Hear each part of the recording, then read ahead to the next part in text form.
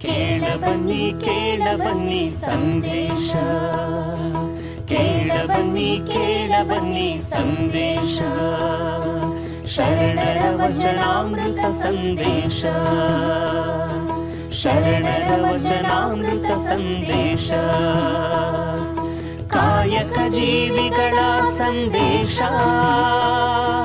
ಕಲ್ಯಾಣದ ಕರುಣಿ ಬಸವನ ಸಂದೇಶ, ಮತ್ತೆ ಕಲ್ಯಾಣದ ಸಂದೇಶ ಸಂದೇಶ, ಮತ್ತೆ ಕಲ್ಯಾಣದ ಸಂದೇಶ, ಮತ್ತೆ ಕಲ್ಯಾಣದ ಸಂದೇಶ, ಮತ್ತೆ ಕಲ್ಯಾಣದ ಸಂದೇಶ.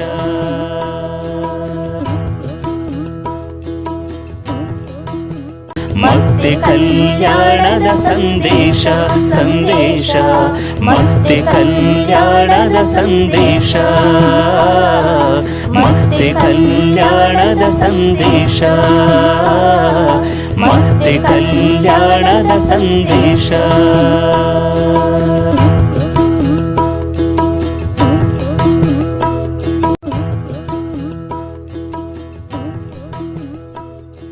ಕೇಳಬನ್ನಿ ಕೇಳಬನ್ನಿ ಸಂದೇಶ, ಕೇಳಬನ್ನಿ ಕೇಳಬನ್ನಿ ಸಂದೇಶ, ಶರಣರ ವಚನಾಮೃತ ಸಂದೇಶ, ಶರಣರ ವಚನಾಮೃತ ಸಂದೇಶ, ಕಾಯಕ ಜೀವಿಗಳ ಸಂದೇಶ, ಕಲ್ಯಾಣದ ಕರುಣಿ ಬಸವನ ಸಂದೇಶ, ಮತ್ತೆ ಕಲ್ಯಾಣದ ಸಂದೇಶ ಸಂದೇಶ, ಮತ್ತೆ ಕಲ್ಯಾಣದ ಸಂದೇಶ, ಮತ್ತೆ ಕಲ್ಯಾಣದ ಸಂದೇಶ, ಮತ್ತೆ ಕಲ್ಯಾಣದ ಸಂದೇಶ.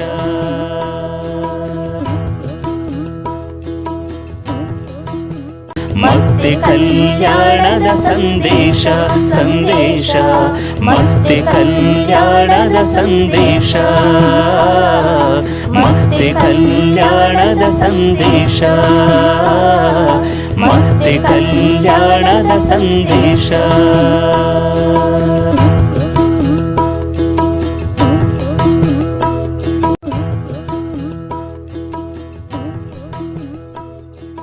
ಕೇಳಬನ್ನಿ ಕೇಳಬನ್ನಿ ಸಂದೇಶ, ಕೇಳಬನ್ನಿ ಕೇಳಬನ್ನಿ ಸಂದೇಶ, ಶರಣರ ವಚನಾಮೃತ ಸಂದೇಶ,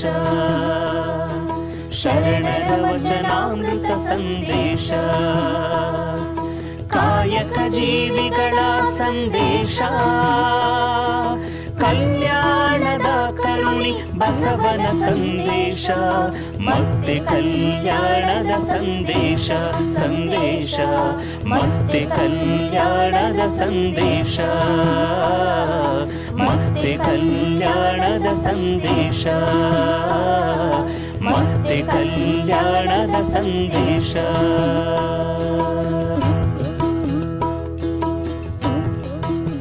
ಮತ್ತೆ ಕಲ್ಯಾಣದ ಸಂದೇಶ ಸಂದೇಶ, ಮತ್ತೆ ಕಲ್ಯಾಣದ ಸಂದೇಶ, ಮತ್ತೆ ಕಲ್ಯಾಣದ ಸಂದೇಶ, ಮತ್ತೆ ಕಲ್ಯಾಣದ ಸಂದೇಶ.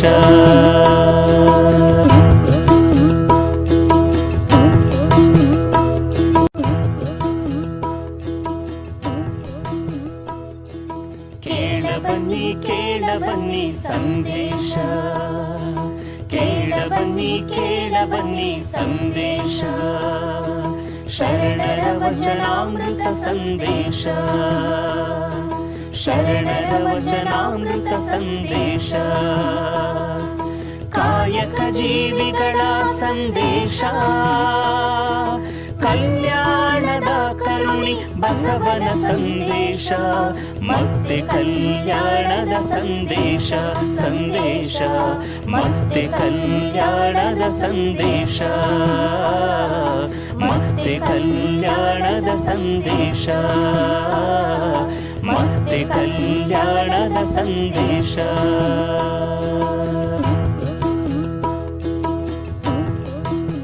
ಮತ್ತೆ ಕಲ್ಯಾಣದ ಸಂದೇಶ ಸಂದೇಶ ಮತ್ತೆ ಕಲ್ಯಾಣದ ಸಂದೇಶ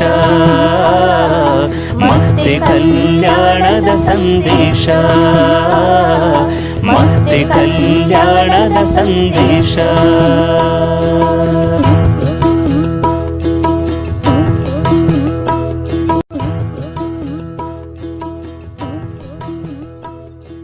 ಕೇಳ ಬನ್ನಿ ಸಂದೇಶ ಕೇಳ ಬನ್ನಿ ಸಂದೇಶ ಶರಣರ ವಚನಾಮೃತ ಸಂದೇಶ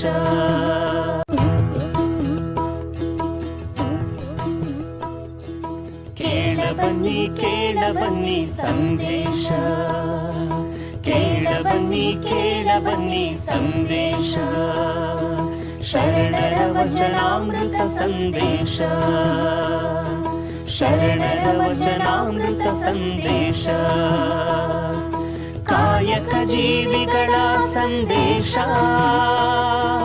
ಕಲ್ಯಾಣದ ಕರುಣಿ ಬಸವನ ಸಂದೇಶ ಮತ್ತೆ ಕಲ್ಯಾಣದ ಸಂದೇಶ ಸಂದೇಶ ಮತ್ತೆ ಕಲ್ಯಾಣದ ಸಂದೇಶ ಮತ್ತೆ ಕಲ್ಯಾಣದ ಸಂದೇಶ ಮತ್ತೆ ಕಲ್ಯಾಣದ ಸಂದೇಶ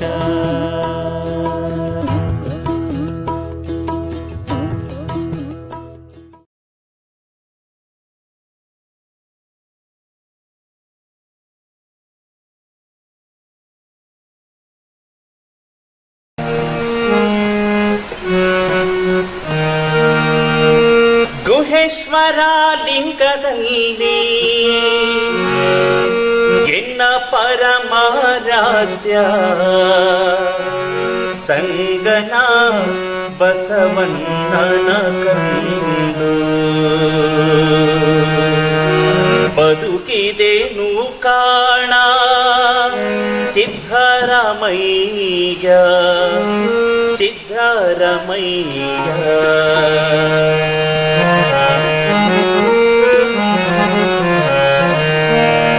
ಕಲ್ಯಾಣವೆಂಬ ಪ್ರಣತೆಯಲ್ಲಿ ಭಕ್ತಿರಸವೆಂಬ ತೈಲವನೆರೆದು ಕಲ್ಯಾಣವೆಂಬ ಪ್ರಣತೆಯಲ್ಲಿ ಭಕ್ತಿರಸವೆಂಬ ತೈಲವನೆರೆದು ಆಚಾರವೆಂಬ ಭಕ್ತಿಗೆ ಬಸವಣ್ಣನೆಂಬ ಜ್ಯೋತಿಯ ಮುಟ್ಟಿಸಲು ಆಚಾರವೆಂಬ ಭಕ್ತಿಗೆ ಬಸವಣ್ಣನೆಂಬ ಜ್ಯೋತಿಯ ಮುಟ್ಟಿಸಲು ತೊಳಗಿ ಬೆಳಗುತ್ತಿದ್ದಯ್ಯ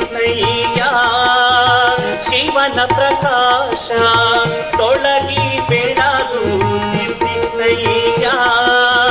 ಶಿವನ ಪ್ರಕಾಶ ಶಿವನ ಪ್ರಕಾಶ ಶಿವನ ಪ್ರಕಾಶ ಕಲ್ಯಾಣವೆಂಬ ಪ್ರಣತೆಯಲ್ಲಿ ಭಕ್ತಿರಸವೆಂಬ ತೈಲವನೆರೆದು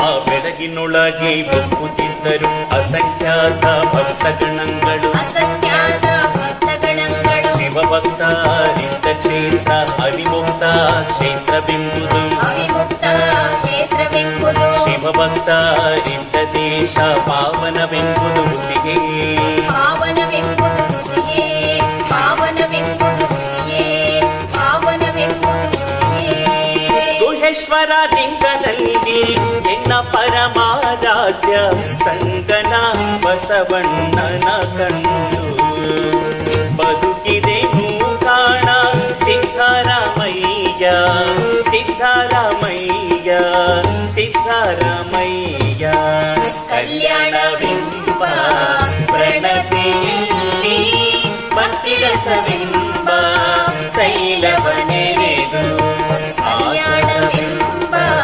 ಪ್ರಣತೆಯಲ್ಲಿ ಭಕ್ತಿರಸವೆಂಬ ತೈಲವನೆರೆದು ತೈಲವನೆರೆದು ತೈಲವನೆರೆದು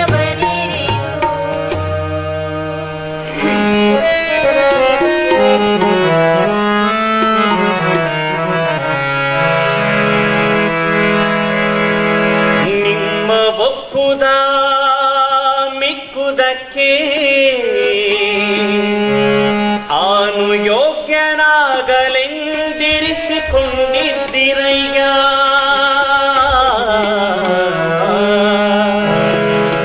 ಕೂಡಲ ಸಂಗಮ ದೇವ, ಕೂಡಲ ಸಂಗಮ ದೇವ.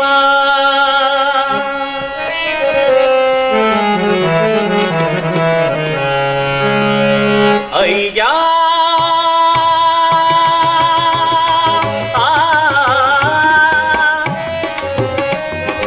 ಏನೇನು ಜನ್ಮದಲ್ಲಿ ಶಿವಭಕ್ತನಾಗಿ ಬಾರಲಿಂದೊಡೆ, ಏನೇನು ಜನ್ಮದಲ್ಲಿ ಶಿವಭಕ್ತನಾಗಿ ಬಾರಲಿಂದೊಡೆ. ನಿಮ್ಮಾಣಿ ನಿಮ್ಮ ಪ್ರಮತರಾಣಿ, ನಿಮ್ಮಾಣಿ ನಿಮ್ಮ ಪ್ರಮತರಾಣಿ. ನಿಮ್ಮ ಪ್ರಸಾದ ಕಲ್ಲನೆ ಬಾಯ್ದೆರೆಯೇನಯ್ಯ, ನಿಮ್ಮ ಪ್ರಸಾದ ಕಲ್ಲನೆ ಬಾಯ್ದೆರೆಯೇನಯ್ಯ. ಅಯ್ಯ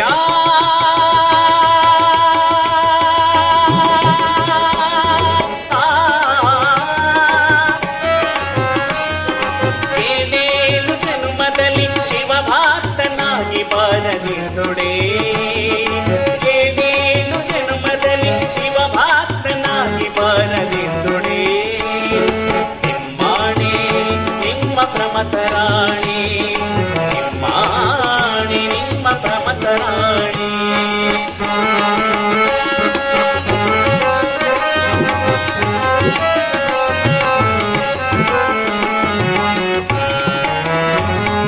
ಪ್ರಥಮ ಭವಂತರದಲ್ಲಿ ಶಿಲಾದವೆಂಬ ಗಣೇಶ್ವರನ ಮಾಡಿ ಹೆಸರಿಟ್ಟು ಕರೆದು, ಪ್ರಥಮ ಭವಂತರದಲ್ಲಿ ಶಿಲಾದವೆಂಬ ಗಣೇಶ್ವರನ ಮಾಡಿ ಹೆಸರಿಟ್ಟು ಕರೆದು.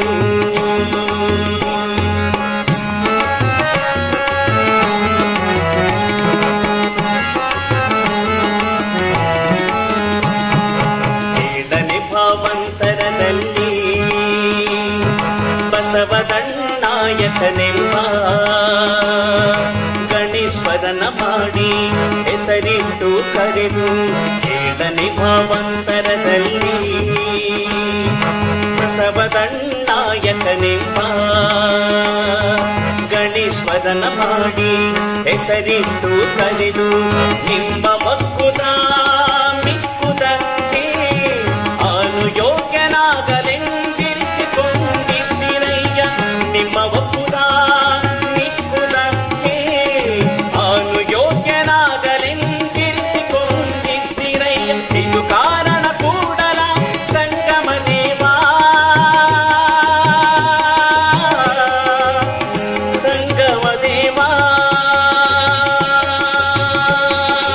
ಇದು ಕಾರಣ ಕೂಡಲ ಸಂಗಮ ದೇವ. ನೀವು ಭರಿಸಿದ ಭವಾಂತರದಲ್ಲಿ, ನೀವು ಭರಿಸಿದ ಭವಾಂತರದಲ್ಲಿ ಆನು ಬರ್ತಿದ್ದೆನಯ್ಯ, ಆನು ಬರ್ತಿದ್ದೆನಯ್ಯ. ಅಯ್ಯ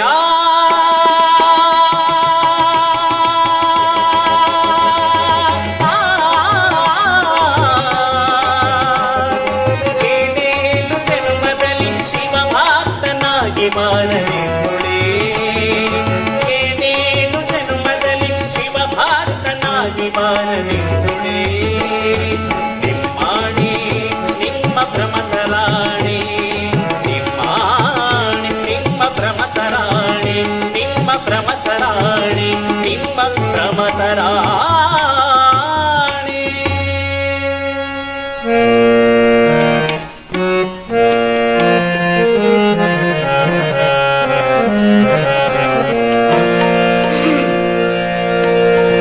ಶರಣು ನಿನಗೆ ಬಸವಯ್ಯ, ಶರಣು ಶರಣು ಜಗದಯ್ಯ.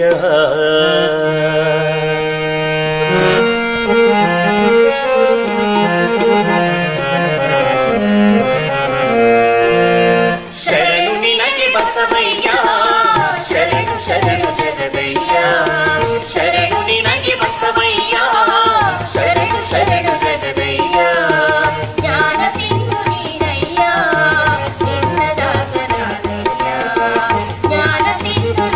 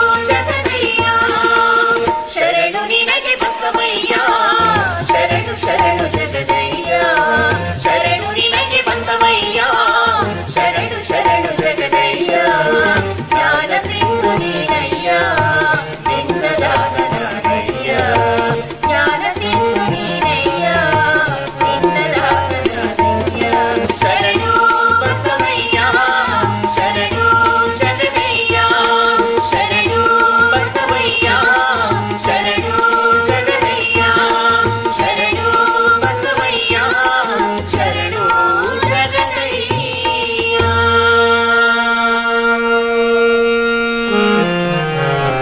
ಮತ್ತೆ ಕಲ್ಯಾಣದ ಸಂದೇಶ ಸಂದೇಶ ಮತ್ತೆ ಕಲ್ಯಾಣದ ಸಂದೇಶ ಮತ್ತೆ ಕಲ್ಯಾಣದ ಸಂದೇಶ ಮತ್ತೆ ಕಲ್ಯಾಣದ ಸಂದೇಶ.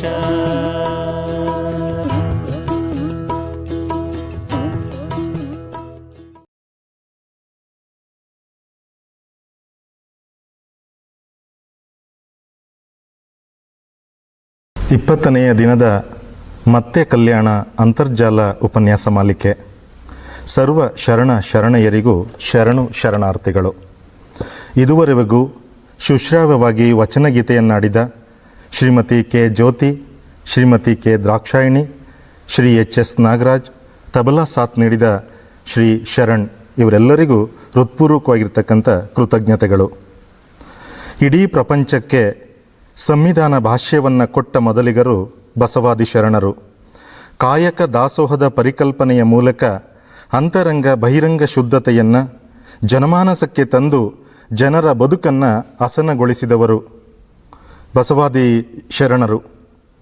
ಆ ಎಲ್ಲ ಶರಣರ ವಿಚಾರಧಾರೆಗಳನ್ನು ಮತ್ತೆ ಕಲ್ಯಾಣ ಅಂತರ್ಜಾಲ ಉಪನ್ಯಾಸ ಮಾಲಿಕೆಯ ಮೂಲಕ ದಿವ್ಯ ಸಾನ್ನಿಧ್ಯ ವಹಿಸಿ ಆಶೀರ್ವಚನ ಕರುಣಿಸಲಿರುವ ಪರಮಪೂಜ್ಯ ಶ್ರೀ ಶ್ರೀ ಡಾಕ್ಟರ್ ಪಂಡಿತಾರಾಧ್ಯ ಶಿವಾಚಾರ್ಯ ಮಹಾಸ್ವಾಮೀಜಿಗಳವರ ಅಡಿದಾವರೆಗಳಿಗೆ ಪ್ರಣಾಮಗಳನ್ನು ಸಮರ್ಪಿಸಿ ಭಕ್ತಿಪೂರ್ವಕವಾಗಿ ಸ್ವಾಗತಿಸುತ್ತೇನೆ. ಅಂತರ್ಜಾಲ ಉಪನ್ಯಾಸದ ಇಂದಿನ ಉಪನ್ಯಾಸದ ವಿಷಯ ಶರಣ ಸಂದೇಶ ಮಠಗಳ ಪಾತ್ರ. ಈ ವಿಷಯ ಕುರಿತಂತೆ ತಮ್ಮ ಆಲೋಚನೆಗಳನ್ನು ನಮ್ಮೊಡನೆ ಹಂಚಿಕೊಳ್ಳುವರು ಕವಿ, ಕತೆಗಾರ, ವಿಮರ್ಶಕ ಹಾಗೂ ಪ್ರಸಾರ ತಜ್ಞ ಡಾಕ್ಟರ್ ಬಸವರಾಜ ಸಾದರ. ಡಾಕ್ಟರ್ ಬಸವರಾಜ ಸಾದರ ಸ್ನಾತಕೋತ್ತರ ಪದವಿಯಲ್ಲಿ ರ್ಯಾಂಕ್ ಪಡೆದು ಚಿನ್ನದ ಪದಕವನ್ನು ಗಳಿಸಿಕೊಂಡವರು.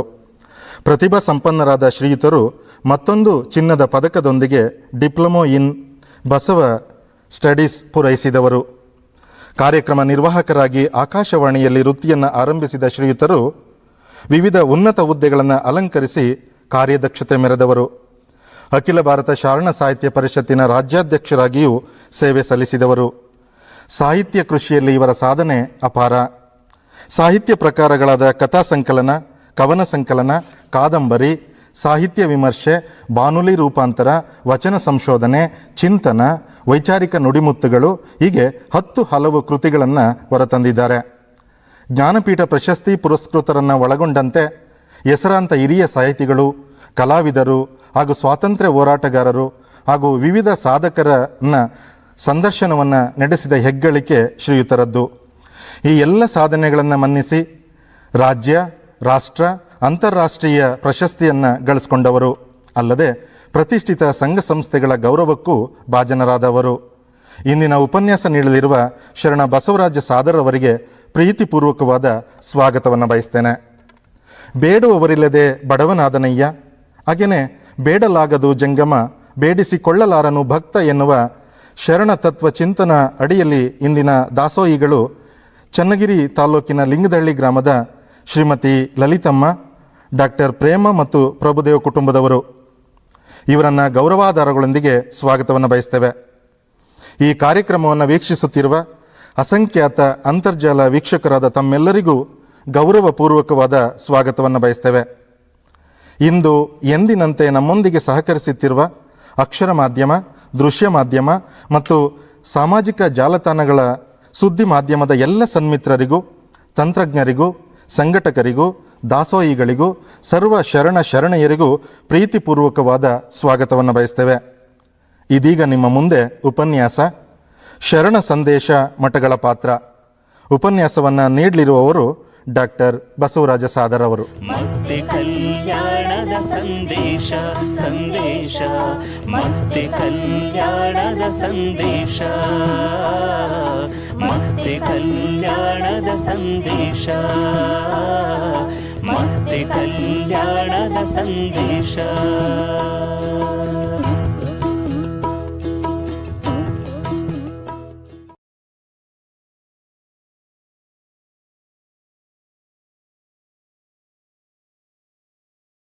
ಕಲ್ಯಾಣ ಅನ್ನುವ ಶಬ್ದ ವಿಶಿಷ್ಟ ಕ್ರಿಯಾ ಪರಿಕಲ್ಪನೆಯಿಂದ ಕೂಡಿದ್ದು.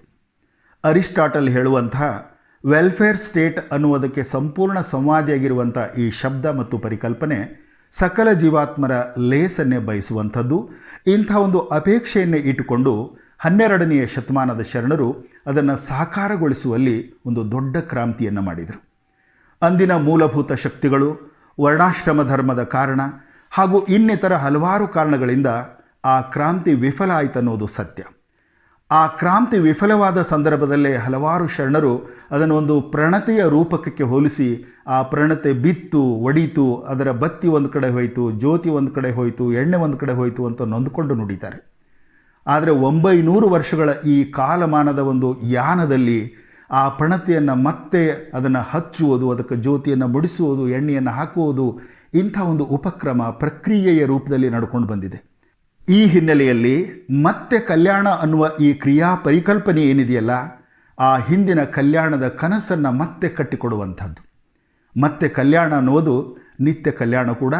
ಬಸವಣ್ಣ ಮತ್ತು ಇತರ ಅನೇಕ ಶರಣರು ಮಾಡಿದ ಆ ಕಲ್ಯಾಣದ ಕ್ರಾಂತಿಯ ಕನಸನ್ನು ನನಸು ಮಾಡಲಿಕ್ಕೆ ಹೊರಟಂಥ ಒಂದು ದೊಡ್ಡ ಅಭಿಯಾನ. ಇಂಥ ಅಭಿಯಾನದ ಒಂದು ಅಂಗವಾಗಿ ನಡೀತಾ ಇರುವಂತಹ ಈ ಅಂತರ್ಜಾಲ ಉಪನ್ಯಾಸ ಮಾಲಿಕೆಯಲ್ಲಿ ಪಾಲ್ಗೊಳ್ಳೋದು, ಇಲ್ಲಿ ಮಾತಾಡೋದು ನನಗೆ ನಿಜವಾಗಿಯೂ ಖುಷಿಯ ವಿಷಯ. ಕ್ರಾಂತಿ ಅಂತ ಹೇಳಿದೆ, ಕಲ್ಯಾಣದ ಕ್ರಾಂತಿ ಅಂತ ಹೇಳಿದೆ. ಕ್ರಾಂತಿ ಅಂದರೆ ಅದರ ಉದ್ದೇಶ ಬದಲಾವಣೆ. ಆದರೆ ಬದಲಾವಣೆ ಒಮ್ಮೆಗಲೇ ಆಗುವಂಥದ್ದಲ್ಲ, ಬದಲಾವಣೆ ಕ್ರಮವಾಗಿ ಆಗುವಂಥದ್ದು. ಹೀಗಾಗಿ ಕ್ರಾಂತಿ ಅನ್ನೋದು ಒಂದು ನಿರಂತರ ಪ್ರವಾಹದ ರೀತಿಯಲ್ಲಿ ಇರ್ತದೆ. ಇದನ್ನು ತುಂಬ ಅರ್ಥವತ್ತಾದ ವ್ಯಾಖ್ಯೆಯಲ್ಲಿ ಹೇಳುವಂಥ ಕನ್ನಡದ ಹೆಸರಾಂತ ನಾಟಕಕಾರ ಗಿರೀಶ್ ಕಾರ್ನಾಡ್ ಅವರು ತಮ್ಮ ತಲೆದಂಡ ನಾಟಕದ ಒಂದು ಸಂದರ್ಭದಲ್ಲಿ ಹೇಳ್ತಾರೆ, ಈ ಕ್ರಾಂತಿಯ ಸ್ವರೂಪ ಏನು, ಒಟ್ಟಾರೆ ಕ್ರಾಂತಿ ಅಂದರೆ ಏನಂತೇಳಿ. ನಿಜವಾದ ಕ್ರಾಂತಿ ಕೊನೆಯಿಲ್ಲದ ಒಂದು ಪ್ರಕ್ರಿಯೆಯಾಗಿರುವುದರಿಂದ ಹಾಗೂ ಅದರ ಪರಿಣಾಮಗಳು ದೂರಗಾಮಿಯಾಗಿರುವುದರಿಂದ ಸೋಲು ಅದರ ಒಂದು ಅವಸ್ಥೆಯನ್ನು ಮಾತ್ರ ಸೂಚಿಸುತ್ತದೆ. ತಾನು ಹುಟ್ಟು ಹಾಕಿದ ಕ್ರಾಂತಿ ಒಂದಿಲ್ಲೊಂದು ದಿನ ಯಶಸ್ವಿಯಾಗುತ್ತದೆ ಎಂದು ಬಸವಣ್ಣ ಭಾವಿಸಿದ್ದಾನೆ.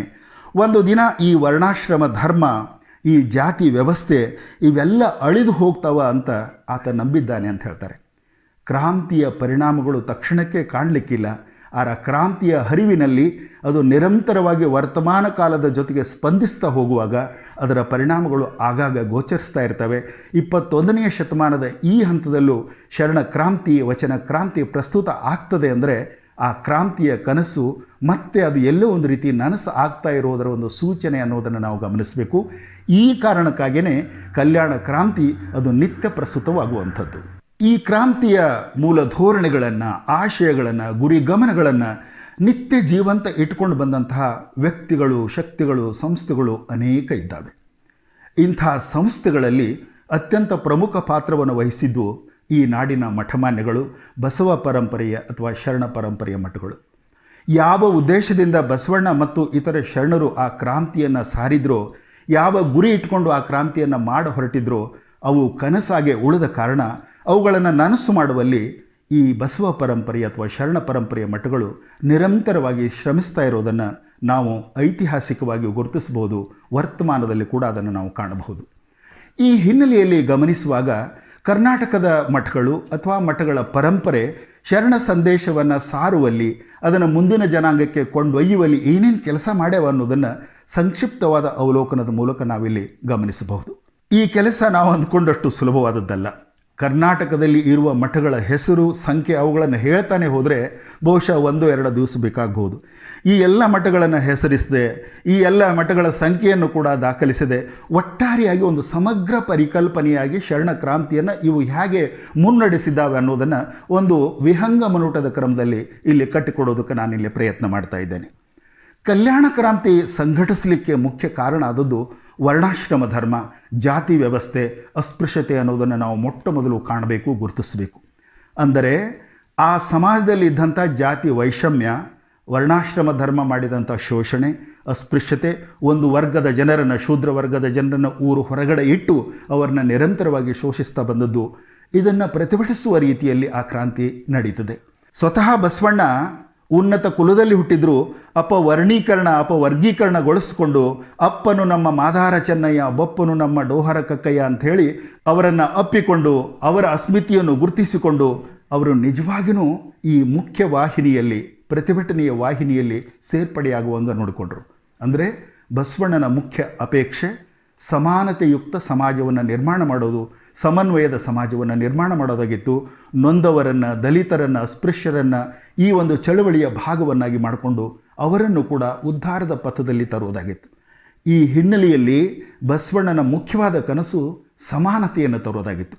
ನಾವು ಇವತ್ತಿನ ಸಂವಿಧಾನದ ಪರಿಭಾಷೆಯಲ್ಲೇ ಹೇಳೋದಾದರೆ ನಮ್ಮ ಸಂವಿಧಾನ ಸ್ವಾತಂತ್ರ್ಯ, ಸಮಾನತೆ, ಸಹೋದರತೆ ಮತ್ತು ನ್ಯಾಯ ಅಂತ 4 ಮುಖ್ಯವಾದ ಪರಿಕಲ್ಪನೆಗಳನ್ನೇನು ಕಟ್ಟಿಕೊಡ್ತದೆಯಲ್ಲ, ಈ 4 ಪರಿಕಲ್ಪನೆಗಳನ್ನು ಪ್ರಜಾಪ್ರಭುತ್ವ ಅನ್ನೋ ಶಬ್ದ ಇರಲಾರದ ರೀತಿಯಲ್ಲಿ, ಸಮಾಜವಾದ ಅನ್ನೋ ಶಬ್ದ ಇರಲಾರದ ರೀತಿಯಲ್ಲಿ ಅದನ್ನು ಕ್ರಿಯಾತ್ಮಕವಾಗಿ ಜಾರಿಗೆ ತಂದದ್ದು ವಚನಕಾರರಿಗೆ ಮತ್ತು ಶರಣರಿಗೆ ಸಲ್ತದೆ. ಬಸವಣ್ಣ ಅಂಥ ಒಂದು ಕನಸನ್ನು ಕಟ್ಟಿಕೊಂಡಿದ್ದ. ಈ ಸಮನ್ವಯ ಸಿದ್ಧಾಂತವನ್ನು ಆತ ಜಾರಿಗೆ ತರಬೇಕಂತಲೇ ಮಾಡಿದ್ನಲ್ಲ ಕ್ರಾಂತಿ, ಆ ಕ್ರಾಂತಿ ವಿಫಲ ಆದಿದ್ದು ಕೂಡ ಇಂಥ ಒಂದು ಮುಖ್ಯವಾದ ಉದ್ದೇಶಕ್ಕೆ ಅನ್ನೋದನ್ನು ನಾವು ಗಮನಿಸಬೇಕು. ಜಾತಿ ಸಂಕರದ ಮದುವೆ ಆಯ್ತನ್ನೋ ಕಾರಣಕ್ಕೆ ಅದನ್ನು ಒಪ್ಪಲಾರದ ಅಂದಿನ ವರ್ಣ ವ್ಯವಸ್ಥೆ ಮೇಲ್ವರ್ಣದವರು ಆ ಕ್ರಾಂತಿಯನ್ನು ವಿಫಲಗೊಳಿಸಿದರು. ಅಂಥ ಒಂದು ವಿಫಲಗೊಂಡ ಕ್ರಾಂತಿಯ ಮುಖ್ಯ ಉದ್ದೇಶ ಸಮನ್ವಯವನ್ನು ತರೋದು, ಜಾತಿ ಸಮತೆಯನ್ನು ಸಾಧಿಸೋದು, ಸಮಾನತೆ ಇರುವಂಥ ಸಮಾಜವನ್ನು ಕಟ್ಟುವುದು. ಇಂಥ ಒಂದು ಮುಖ್ಯ ಆಶಯ ಇದು ಶರಣರ ಮಹತ್ವದ ಸಂದೇಶ, ಮುಖ್ಯವಾದ ಸಂದೇಶ. ಈ ಸಂದೇಶವನ್ನು ಸಾರುವಲ್ಲಿ ಶರಣ ಪರಂಪರೆಯ ಮಠಗಳು ಏನು ಮಾಡ್ಯಾವ ಅನ್ನೋದನ್ನು ಭಾಳ ಮುಖ್ಯವಾಗಿ ನಾವು ಗಮನಿಸಬೇಕು. ಒಂದು ಬಹಳ ಮಹತ್ವದ ಸಂಗತಿಯನ್ನು ಹೇಳಬೇಕು. ಶರಣ ಪರಂಪರೆಯ ಮಠಗಳು ಎಂದೂ ತಮ್ಮ ಬಾಗಿಲುಗಳನ್ನು ಒಂದು ಜಾತಿ, ಒಂದು ಜನಾಂಗಕ್ಕೆ ಮಾತ್ರ ತೆರೆದಿಲ್ಲ. ಆ ಮಠಗಳಲ್ಲಿ ಪ್ರವೇಶಿಸುವಾಗ ಬಟ್ಟೆಗಳನ್ನು ಕಳಚುವುದಿಲ್ಲ, ಏನನ್ನು ಧರಿಸಿರಿ ಅಂತ ನೋಡೋದಿಲ್ಲ, ಯಾವ ಕುಲ ಯಾವ ಗೋತ್ರ ಅಂತ ಕೇಳೋದಿಲ್ಲ. ಎಲ್ಲರನ್ನೂ ಮುಕ್ತವಾಗಿ ಪ್ರವೇಶಕ್ಕೆ ಅವಕಾಶ ಮಾಡಿಕೊಡ್ತವೆ. ಅಲ್ಲಿ ನಡೆಯುವಂಥ ದಾಸೋಹ, ಪ್ರಸಾದ ವ್ಯವಸ್ಥೆ ಎಲ್ಲರೂ ಸಮಾನವಾಗಿ ಕುಳಿತುಕೊಂಡು ಉಣ್ಣುವಂಥದ್ದು, ಸಂತೋಷ ಪಡುವಂಥದ್ದು, ಪೂಜಿಸುವಂಥದ್ದು, ಅರ್ಚಿಸುವಂಥದ್ದು, ಆರಾಧಿಸುವಂಥದ್ದು ಎಲ್ಲದಕ್ಕೂ ಸಮಾನವಾದ ಒಂದು ವೇದಿಕೆಯನ್ನು ನಿರ್ಮಿಸಿದ್ದಾವೆ ಕರ್ನಾಟಕದ ಮಠಗಳು. ಒಂದು ಮಠದ ಹೆಸರನ್ನು ಹೇಳುವ ಹಾಗಿಲ್ಲ. ಬೀದರ್ನ ಭಾಲ್ಕಿಯಿಂದ ಹಿಡ್ಕೊಂಡು ಚಾಮರಾಜನಗರದವರೆಗಿನ, ಸುತ್ತೂರು ಮಠದವರೆಗಿನ ಕರ್ನಾಟಕದ ಎಲ್ಲ ಮಠಗಳು ಇಂಥ ಒಂದು ಸಮನ್ವಯವನ್ನು, ಸಹಬಾಳ್ವೆಯನ್ನು ಕಲಿಸಿದ್ದನ್ನು ನಾವು ಐತಿಹಾಸಿಕವಾಗಿಯೂ ಗುರುತಿಸ್ತೇವೆ, ವರ್ತಮಾನ ಕಾಲದಲ್ಲಿ ಗುರುತಿಸ್ತೇವೆ. ಈ ಎಲ್ಲ ಮಠಗಳಲ್ಲಿ ಪ್ರವೇಶ, ಪೂಜೆ, ಪ್ರಸಾದ, ದಾಸೋಹ ಇವೆಲ್ಲವುಗಳಲ್ಲೂ ಒಂದು ಸಮಾಜದ ಎಲ್ಲ ಸಮುದಾಯದ ಜನರಿಗೂ ಸಮಾನ ಅವಕಾಶಗಳು ಇರೋದನ್ನು ನಾವು ಸ್ಪಷ್ಟವಾಗಿ ಕಾಣ್ತೇವೆ. ಎಲ್ಲ ಜಾತಿ ಜನಾಂಗಗಳ ಜನರಿಗೆ ಮುಕ್ತವಾದ ಪ್ರವೇಶ ಕಲ್ಪಿಸಿದ್ರಿಂದನೇ ಕರ್ನಾಟಕದ ಈ ಮಠಗಳಿಗೆ ಎಲ್ಲ ಜನಾಂಗದವರು ಸಮಾನ ಮನೋಭಾವದಿಂದ ನಡ್ಕೊಳ್ತಾರೆ. ಒಂದೆರಡು ಉದಾಹರಣೆಗಳನ್ನು ಹೇಳಲೇಬೇಕು. ಕರ್ನಾಟಕದಲ್ಲಿ ಇಂಥ ಸಮನ್ವಯ ಸಿದ್ಧಾಂತವನ್ನು ಕ್ರಿಯಾತ್ಮಕವಾಗಿ ಆಚರಿಸುವಂಥ ಕೆಲವು ಮಠಗಳನ್ನು ಹೇಳಲೇಬೇಕು. ಕೊಡೇಕಲ್ ಬಸವೇಶ್ವರ ಮಠ, ಸಾವಳಗಿ ಶಿವಲಿಂಗೇಶ್ವರ ಮಠ, ಶಿರಹಟ್ಟಿ ಫಕ್ಕೀರೇಶ್ವರ ಮಠ, ಈ ಮಠಗಳನ್ನು ನಾವು ನೆನೆಸಿಬಿಟ್ರೆ ಅಲ್ಲಿ ಗಮನಿಸಬೇಕು, ಶರಣ ಪರಂಪರೆಯೂ ಅಲ್ಲಿ ಪೂಜೆಗೊಳ್ಳುತ್ತದೆ, ಮುಸ್ಲಿಂ ಸಮುದಾಯ ಪರಂಪರೆಯೂ ಕೂಡ ಅಲ್ಲಿ ಆರಾಧನೆಗೊಳಪಡುತ್ತದೆ. ವಿಶೇಷ ಏನಂತಂದರೆ ಇಲ್ಲಿ ಕೊಡೇಕಲ್ ಬಸವೇಶ್ವರ, ಶಿರಹಟ್ಟಿ ಫಕ್ಕೀರೇಶ್ವರ, ಸಾವಳಗಿ ಶಿವಲಿಂಗೇಶ್ವರ ಈ ಮಠಗಳಲ್ಲಿ ನಡೆಯುವಂಥ ಪೂಜೆ, ಆರಾಧನೆ ಇವೆಲ್ಲವುಗಳು ಎರಡೂ ಧರ್ಮಗಳ ಸಮನ್ವಯದ ರೀತಿಯಲ್ಲಿ ನಡೆಯೋದು. ಶಿರಹಟ್ಟಿ ಫಕ್ಕೀರೇಶ್ವರ ಮಠದಲ್ಲಿ ವಿಶಿಷ್ಟವಾದ ಸಂದರ್ಭದಲ್ಲಿ ಎರಡೂ ಥರದ ಪೋಷಾಕಗಳನ್ನು ಹಾಕಿ ಪೂಜಿಸುವಂಥದ್ದು ನಡೀತದೆ. ಆ ಭಾಗದಲ್ಲಿರುವಂಥ ಫಕ್ಕೀರೇಶ್ವರ ಅನ್ನೋ ಹೆಸರನ್ನೇ ನೀವು ಗಮನಿಸಬೇಕು. ಫಕೀರ ಮತ್ತು ಈಶ್ವರ ಎರಡನ್ನೂ ಸಮನ್ವಯಗೊಳಿಸಿಕೊಂಡಂಥ ಒಂದು ಹೆಸರದು. ಹೀಗೆ ಧರ್ಮ ಸಮನ್ವಯವನ್ನು ಅವರು ಸುಮ್ಮನೆ ಮಾತಲ್ಲ, ಉಸಿರಾಗಿ ಆಚರಿಸ್ತಾ ಇರುವಂಥ ಒಂದು ಪರಂಪರೆಯನ್ನು ಕರ್ನಾಟಕದ ಮಠಗಳು ನಿರ್ಮಾಣ ಮಾಡ್ಯಾವ. ವಿಶೇಷವಾದ ಒಂದು ಘಟನೆಯನ್ನು ಹೇಳಬೇಕು. ಕಲಬುರಗಿಯಲ್ಲಿ ಶರಣಬಸವೇಶ್ವರ ಮಠ ಇದೆ. ಕಲಬುರಗಿಯಲ್ಲೇ ಇನ್ನೊಂದು ಕಡೆ ಬಂದೇ ನವಾಜ್ ದರ್ಗಾ ಇದೆ, ಸೂಫಿ ಸಂತರ ದರ್ಗಾ ಇದೆ. ಎಷ್ಟು ಸಮನ್ವಯ ಅಲ್ಲಿದೆ ಅಂತಂದರೆ, ಕಲಬುರಗಿಯ ಶರಣಬಸವೇಶ್ವರ ಜಾತ್ರೆಯ ಸಂದರ್ಭದಲ್ಲಿ ಆ ತೇರನ್ನು ಎಳೆಯುವ ಮುಂಚೆ ಶರಣಬಸವೇಶ್ವರ ಪಲ್ಲಕ್ಕಿ ಉತ್ಸವ ದರ್ಗಾಕ್ಕೆ ಹೋಗಿ ಅಲ್ಲಿ ಪೂಜೆಗೊಂಡು ಬಂದ ನಂತರ ತೇರು ಎಳೀತದೆ. ಅಲ್ಲಿ ಉರುಸು ನಡೆಯುವಾಗ ಅಲ್ಲಿಯ ಸಂದಲ್ಲೂ ಶರಣಬಸವೇಶ್ವರ ಮಠಕ್ಕೆ ಬಂದು ಇಲ್ಲೇ ಪೂಜೆಗೊಂಡ ನಂತರ ಅಲ್ಲಿಯ ಉರುಸು ಶುರುವಾಗ್ತದೆ. ಇಷ್ಟೊಂದು ಸಮನ್ವಯದ ನಿಜವಾದ ಕ್ರಿಯಾ ಸಿದ್ಧಾಂತ ಅಲ್ಲಿ ಜಾರಿಯಲ್ಲಿರೋದನ್ನು ನಾವು ಗಮನಿಸಬೇಕು. ನವಲಗುಂದ ನಾಗಲಿಂಗ ಅಜ್ಜನ ಮಠದಲ್ಲಿ ಇವತ್ತಿಗೂ ಕೂಡ ಬೈಬಲ್ಲು ಪೂಜೆಗೊಳ್ತದೆ ಅಂದರೆ ಇದಕ್ಕಿಂತ ದೊಡ್ಡ ಸಮನ್ವಯ ಸಿದ್ಧಾಂತ ಎಲ್ಲಿದೆ ಅನ್ನೋದನ್ನು ನಾವು ಕೇಳಬೇಕಾಗ್ತದೆ. ಹೀಗೆ ಅನ್ಯ ಧರ್ಮೀಯರನ್ನು ಅಪ್ಪಿಕೊಂಡಂಥ ಈ ಮಠಗಳು ಜಾತಿ ಸಮಾನತೆಯನ್ನು ತರುವಲ್ಲಿ, ಸಮಾಜದಲ್ಲಿ ಸಮನ್ವಯವನ್ನು ಸಾಧಿಸುವಲ್ಲಿ ದೊಡ್ಡ ಕೆಲಸ ಮಾಡಿದ್ದಾವೆ. ಇದು ಶರಣರು ಕಟ್ಟಿಕೊಟ್ಟಂಥ ಬಹುದೊಡ್ಡ ಸಂದೇಶ. ಅದು ಇವತ್ತಿಗೂ ಕೂಡ ಚಾಲ್ತಿಯಲ್ಲಿ ಇರೋದನ್ನು ನಾವು ಗಮನಿಸಿದರೆ ಈ ಮಠಗಳ ಕೈಂಕರ್ಯ, ಈ ಮಠಗಳ ಕಾರ್ಯ ಬಹಳ ದೊಡ್ಡದು ಅನ್ನೋದನ್ನು ಯಾವ ಸಂದೇಹವೂ ಇಲ್ಲದೆ ಹೇಳಬೇಕು. ಕನ್ನಡ ಶರಣರು ಇಡೀ ವಿಶ್ವದ ಆರ್ಥಿಕ ಕ್ಷೇತ್ರಕ್ಕೆ ಕೊಟ್ಟಂಥ ಎರಡು ದೊಡ್ಡ ಕೊಡುಗೆಗಳೆಂದರೆ ಕಾಯಕ ಮತ್ತು ದಾಸೋಹ. ಈ ಕಾಯಕದ ಪರಂಪರೆಯನ್ನು ಶರಣ ಧರ್ಮದ ಮಠಗಳು ಎಷ್ಟು ಅನೂಚಾನವಾಗಿ ನಡೆಸ್ಕೊಂಡು ಬಂದಿದ್ದಾವೆ, ಅಂಥ ಒಂದು ಕ್ರಿಯೆಗೆ ಹೇಗೆ ಪ್ರೇರಣೆಯಾಗಿ ನಿಂತಿದ್ದಾವೆ ಅನ್ನೋದನ್ನು ನಾವು ನಮ್ಮ ಕೃಷಿ ಕ್ಷೇತ್ರದಲ್ಲಿ, ಉದ್ಯಮದ ಕ್ಷೇತ್ರದಲ್ಲಿ, ವ್ಯಾಪಾರದ ಕ್ಷೇತ್ರದಲ್ಲಿ ಅಲ್ಲಿ ನಡೆಯುವಂಥ ಪ್ರಾಮಾಣಿಕ ಕೆಲಸಗಳ ಮೂಲಕ ನಾವು ಗುರುತಿಸ್ಬೋದು. ಉತ್ತರ ಕರ್ನಾಟಕದ ರೈತರು, ವ್ಯಾಪಾರಿಗಳು, ಉದ್ಯಮಿಗಳು ಎಲ್ಲರೂ ತಮ್ಮ ಕಾಯಕದ ಫಲವಾಗಿ ಬರುವಂಥ ಒಂದು ಭಾಗವನ್ನು ಮಠಗಳಿಗೆ ದಾಸೋಹದ ರೂಪದಲ್ಲಿ ಸಲ್ಲಿಸ್ತಾರೆ. ಇಂಥದ್ದನ್ನೆಲ್ಲ ತಗೊಂಡು ಹೋಗಿ ಆ ಮಠಗಳು ಮಾಡಿದ ಅದ್ಭುತವಾದ ಕೆಲಸ ಅಂದರೆ ದಾಸೋಹವನ್ನು ನಡೆಸಿದ್ದು, ಹಸಿದವರ ಹೊಟ್ಟೆಗೆ ಅನ್ನವನ್ನು ನೀಡಿದ್ದು, ಪ್ರಸಾದವನ್ನು ಕೊಟ್ಟಿದ್ದು. ಉತ್ತರ ಕರ್ನಾಟಕದಲ್ಲಿ ಮುರುಘಾ ಮಠ ಇಲ್ಲದೇ ಇದ್ದಿದ್ದರೆ ಬಹುಶಃ ಉತ್ತರ ಕರ್ನಾಟಕದ ಎಲ್ಲ ಜಿಲ್ಲೆಗಳ ಬಡ ಮಕ್ಕಳು, ಶೂದ್ರ ವರ್ಗದ ಮಕ್ಕಳು ಅವರ ಎದೆಗೆ ಅಕ್ಷರಗಳು ಬರ್ತಾನೆ ಇರಲಿಲ್ಲ. ಅಂಥ ಮಕ್ಕಳನ್ನು ಕರೆದು ಅವರಿಗೆ ಅನ್ನ, ಆಶ್ರಯ, ವಿದ್ಯೆಯನ್ನು ಧಾರೆ ಎರೆದ ಕಾರಣಕ್ಕಾಗಿ ಅಲ್ಲಿ ವಿದ್ಯೆ ಸಿಕ್ತು, ಅವರಿಗೆ ಅನ್ನದ ಸಮಸ್ಯೆ ಪರಿಹಾರ ಆಯಿತು. ಅಲ್ಲಿ ವಿದ್ಯೆಯನ್ನು ಪಡೆದಂಥ ಎಷ್ಟೋ ಜನ, ಲಕ್ಷಾಂತರ ಜನರು ತಮ್ಮ ಬದುಕುಗಳನ್ನು ಕಟ್ಟಿಕೊಂಡಿದ್ದಾರೆ. ಈ ದಾಸೋಹದ ಪರಂಪರೆ ಬೀದರ್ನ ಭಾಲ್ಕಿಯಿಂದ ಹಿಡ್ಕೊಂಡು ಹಾಗೆ ಎಲ್ಲ ಮಠಗಳಲ್ಲಿ, ಕಲಬುರಗಿಯ ಶರಣಬಸವೇಶ್ವರ ಮಠ, ಹಾರ್ಕೋಡು ಮಠ, ಕೊಪ್ಪಳದ ಗವಿಸಿದ್ದೇಶ್ವರ ಮಠ, ಬಿಜಾಪುರದ ಜ್ಞಾನ ಯೋಗಾಶ್ರಮ, ಬೆಳಗಾವಿಯ ನಾಗನೂರು ರುದ್ರಾಕ್ಷಿ ಮಠ, ಗದುಗಿನ ತೋಂಟದಾರ್ಯ ಮಠ, ಸಿರಿಗೆರೆಯ ಸಾಣೆಹಳ್ಳಿ ಮಠ, ಸಿರಿಗೆರೆಯ ಮುಖ್ಯ ಮಠ, ಚಿತ್ರದುರ್ಗದ ಮುರುಘಾ ಮಠ, ಇನ್ನು ಕೆಳಗಡೆ ಹೋದರೆ ದಾಸೋಹದ ಪ್ರತಿರೂಪವೇ ಆಗಿರುವಂಥ ಸಿದ್ಧಗಂಗಾ ಮಠ ತುಮಕೂರು, ಅದಂತೂ ಬಹುಶಃ ಜಗತ್ತಿನಲ್ಲೇ ಒಂದು ಅದ್ಭುತ ಕ್ರಾಂತಿಯನ್ನು ಮಾಡಿದ ಮಠ. 10,000 ಗಟ್ಟಲೆ ಮಕ್ಕಳು ಅಲ್ಲಿ ಅನ್ನ ದಾಸೋಹ ಪಡೆದು ಶಿಕ್ಷಣವನ್ನು ದಾಸೋಹದ ರೂಪದಲ್ಲಿ ಪಡೀತಾ ಇರೋದನ್ನು ನೋಡಿದರೆ ಅದು ಬಹಳ ದೊಡ್ಡ ಕೆಲಸ ಅನ್ನಿಸ್ತದೆ. ಸುತ್ತೂರು ಮಠಕ್ಕೆ ಹೋದರೆ ಅಲ್ಲಿ ಸಾವಿರಾರು ವಿದ್ಯಾರ್ಥಿಗಳು ಈ ಥರದ ಅನ್ನ ದಾಸೋಹದಲ್ಲಿ ಪಾಲ್ಗೊಂಡು ಅಲ್ಲಿಯ ಅನ್ನವನ್ನು ಉಂಡು ಅವರು ವಿದ್ಯೆಯನ್ನು ಪಡೆದು ಇಡೀ ಜಗತ್ತಿನ ತುಂಬ ಪಸರಿಸಿದ್ದಾರೆ. Doctor DM Nanjundappa, doctor Patil Puttappa, doctor GS Shivarudrappa, Hiremallur Eshwaran, Kiran Kumar, ಈ ಥರದ ದೊಡ್ಡ ದೊಡ್ಡ ವ್ಯಕ್ತಿಗಳನ್ನು ಕೆಲವರನ್ನೇ ಹೇಳಬಹುದು. ಇವ್ರನ್ನೆಲ್ಲ ನೆನೆಸಿಕೊಂಡ್ರೆ ಇವರೆಲ್ಲ ಇಂಥ ದಾಸೋಹದ ಮಠದಲ್ಲಿ ಅನ್ನವನ್ನು ಉಂಡು ವಿದ್ಯೆಯನ್ನು ಪಡೆದು ಜಗತ್ತನ್ನು ಬೆಳಗಿದ ಅಧ್ವರಿಗಳು ಅಂತ ನಾವು ಗುರುತಿಸಿದಾಗ ಗೊತ್ತಾಗ್ತದೆ ಈ ದಾಸೋಹ ಮಠದ ಪರಂಪರೆ ಎಷ್ಟು ದೊಡ್ಡದು ಅನ್ನೋದನ್ನು ನಾವು ಅಲ್ಲಿ ಕಾಣಬಹುದು. ಹೀಗೆ ದಾಸೋಹ ಅನ್ನೋದು ಬರೀ ಅನ್ನಕ್ಕೆ ಸೀಮಿತ ಆಗದೆ ಅದು ವಸತಿಗೂ ಬಂದು, ಶಿಕ್ಷಣಕ್ಕೂ ಬಂದು ಅವರ ಇಡೀ ವ್ಯಕ್ತಿತ್ವಕ್ಕೆ ಒಂದು ಬೆಳಗನ್ನು ಕೊಡ್ತು. ಲಕ್ಷ ಜನರು ಈ ಥರದ ದಾಸೋಹದಲ್ಲಿ ಉಂಡು ಉಟ್ಟು ಬೆಳೆದು ಬದುಕುಗಳನ್ನು ಕಟ್ಕೊಂಡಿದ್ದಾರೆ. ಇಡೀ ಕರ್ನಾಟಕದ ಈ ಶೂದ್ರ ವರ್ಗದ ಜನ, ಬಡವರ್ಗದ ಜನ ಅವರು ಏನಾದರೂ 4 ಅಕ್ಷರ ಕಲಿಯೋದಕ್ಕೆ ಅವಕಾಶ ಸಿಕ್ಕಿದ್ದಂದರೆ ಈ ಥರದ ದಾಸೋಹದ ಮಠಗಳಿಂದ ಅನ್ನೋದನ್ನು ನಾವು ನೆನಪಿಸಿಕೊಂಡ್ರೆ ಶರಣರ ದಾಸೋಹದ ಪರಂಪರೆ, ಆ ದಾಸೋಹದ ಸಂದೇಶ ಇವತ್ತಿಗೂ ಕೂಡ ಅನೂಚಾನವಾಗಿ ಅದು ಪಾಲಿಸಲಾಗ್ತಾ ಇದೆ ಅನ್ನೋದನ್ನು ನಾವು ಖಂಡಿತವಾಗಿ ಹೇಳಬಹುದು. ಒಂದು ವಿಶೇಷವಾದದ್ದನ್ನು ಹೇಳಬೇಕಂದ್ರೆ ಸುತ್ತೂರು ಮಠದಲ್ಲಿ ದಾಸೋಹಕ್ಕೆ ಸಮಸ್ಯೆ ಆದಾಗ ಆ ಮಠದ ಬಂಗಾರವನ್ನು ಅಡವಿಟ್ಟು ಅದರಿಂದ ಬಂದಂಥ ಹಣವನ್ನು ಬಳಸಿ ದಾಸೋಹ ನಡೆಸಿದ್ದನ್ನು ಹೇಳಬೇಕು. ಹೀಗೆ ಜನರು ಕೊಟ್ಟಂಥದ್ದನ್ನು ದಾಸೋಹಕ್ಕೆ ಬಳಸೋದು, ತಮ್ಮಲ್ಲಿರುವಂಥ ಸಂಪತ್ತನ್ನು ದಾಸೋಹಕ್ಕೆ ಬಳಸೋದು, ಒಟ್ಟಾರೆ ಶರಣರು ಕಟ್ಟಿಕೊಟ್ಟಂಥ ದಾಸೋಹ ಪರಂಪರೆಗೆ ಜೀವಂತಿಕೆಯನ್ನು ತಂದುಕೊಟ್ಟವರು ಈ ಮಠದ ಅಧ್ವರಿಗಳು, ಮಠಗಳು ಅನ್ನೋದನ್ನು ನೆನೆಸಿದಾಗ ನಿಜಕ್ಕೂ ನಮ್ಮ ಹೃದಯ ಕರಗ್ತದೆ. ಕರ್ನಾಟಕದ ಮಠಗಳು ಮಾಡಿದ ಮತ್ತೊಂದು ಮಹತ್ವದ ಕೆಲಸ ಅಂದರೆ ವಚನ ಸಾಹಿತ್ಯವನ್ನು, ವಚನ ಸಂಸ್ಕೃತಿಯನ್ನು, ವಚನಗಳ ಸಂದೇಶವನ್ನು ನಿರಂತರವಾಗಿ ಅದು ಜನಾಂಗಕ್ಕೆ ತಲುಪುವ ಹಾಗೆ ಮಾಡ್ಕೊಂಡು ಬಂದಿರುವಂಥದ್ದು. ಸಮ್ಮೇಳನಗಳು, ವಿಚಾರ ಸಂಕಿರಣಗಳು, ಶಿವಾನುಭವ ಗೋಷ್ಠಿಗಳು, ಚರ್ಚೆ, ಏನೇನು ಕೆಲಸಗಳು ಮಾಡಬೇಕು ಅವನ್ನೆಲ್ಲವನ್ನು ಮಾಡುವ ಮೂಲಕ ಶರಣ ಪರಂಪರೆಯನ್ನು, ಅದರ ತಾತ್ವಿಕತೆಯನ್ನು ನಿರಂತರವಾಗಿ ಮುಂದುವರಿಸ್ಕೊಂಡು ಬಂದಿದ್ದಾವೆ. ಇದರಲ್ಲಿ ಮುಖ್ಯವಾಗಿ ಹೆಸರಿಸಬೇಕಾದ ಕೆಲವು ಸಾಧನೆಗಳಂದರೆ ಗದುಗಿನ ತೋಂಟದಾರ್ಯ ಮಠದ್ದು, ಅಲ್ಲಿ ಇರುವಂಥ ಲಿಂಗಾಯತ ಅಧ್ಯಯನ ಸಂಸ್ಥೆ ಬಹುಶಃ ಒಂದು 4 ವಿಶ್ವವಿದ್ಯಾಲಯಗಳು ಮಾಡುವಂಥ ಕೆಲಸವನ್ನು ಮಾಡಿದೆ. 600ಕ್ಕೂ ಹೆಚ್ಚು ಗ್ರಂಥಗಳನ್ನು ಪ್ರಕಟಿಸಿದ್ದು, 2500ಕ್ಕೂ ಹೆಚ್ಚಿನ ಶಿವಾನುಭವ ಗೋಷ್ಠಿಗಳನ್ನು ನಡೆಸಿದ್ದನ್ನು ಗಮನಿಸಿದರೆ ಅಲ್ಲಿ ಯಾವ ಪ್ರಮಾಣದಲ್ಲಿ ಈ ಶರಣ ಸಾಹಿತ್ಯದ ಒಂದು ಪರಂಪರೆಯನ್ನು ಮುಂದುವರಿಯಲಾಗ್ತಾ ಇದೆ ಅನ್ನೋದನ್ನು ಗಮನಿಸಬೇಕು. ನಾಗನೂರು ರುದ್ರಾಕ್ಷಿ ಮಠ ಬೆಳಗಾವಿಯದು, ಅಲ್ಲಿ ಲಿಂಗಾಯತ ಸಂಶೋಧನಾ ಸಂಸ್ಥೆ ಬಹುಶಃ ಇವತ್ತು ಶರಣ ಪರಂಪರೆಯ ಸಂಶೋಧನೆಗೆ ಒಂದು ದೊಡ್ಡ ಕೇಂದ್ರವಾಗಿ ಅದು ಬೆಳೆದಿದೆ. 20,000 ಗ್ರಂಥಗಳು, 2,000 ಹಸ್ತಪ್ರತಿಗಳು. ಸಂಶೋಧಕರು ಯಾರಾದರೂ ಅಲ್ಲಿ ಹೋಗಿ ಇದ್ದು ಅಲ್ಲಿ ಸಂಶೋಧನೆ ಮಾಡಬೇಕಂದ್ರೆ ಉಚಿತವಾದ ಪ್ರಸಾದ, ವಸತಿ ಎಲ್ಲ ಇದೆ. ಸಂಶೋಧನೆಗೆ ಒಂದು ದೊಡ್ಡ ಕೇಂದ್ರವಾಗಿ ಬೆಳೆದಿದೆ. ಅಲ್ಲಿ ಕೂಡ 100 ಗ್ರಂಥಗಳ ಪ್ರಕಟಣೆಯಾಗಿದೆ. ಸಂಶೋಧನಾ ಮಾಲೆಯ ಗ್ರಂಥಗಳ ಪ್ರಕಟ ಆಗಿದ್ದಾವೆ. ಈ ಪರಂಪರೆಯನ್ನು ಮುಂದುವರಿಸಿದ ಮಠಗಳಲ್ಲಿ ಸಿರಿಗೆರೆ ಮಠ ಪ್ರಥಮ ಸ್ಥಾನದಲ್ಲಿ ನಿಲ್ತದೆ. ಅಲ್ಲಿ ಕೂಡ ಈ ಥರದ 100 ಗ್ರಂಥಗಳ ಪ್ರಕಟಣೆ.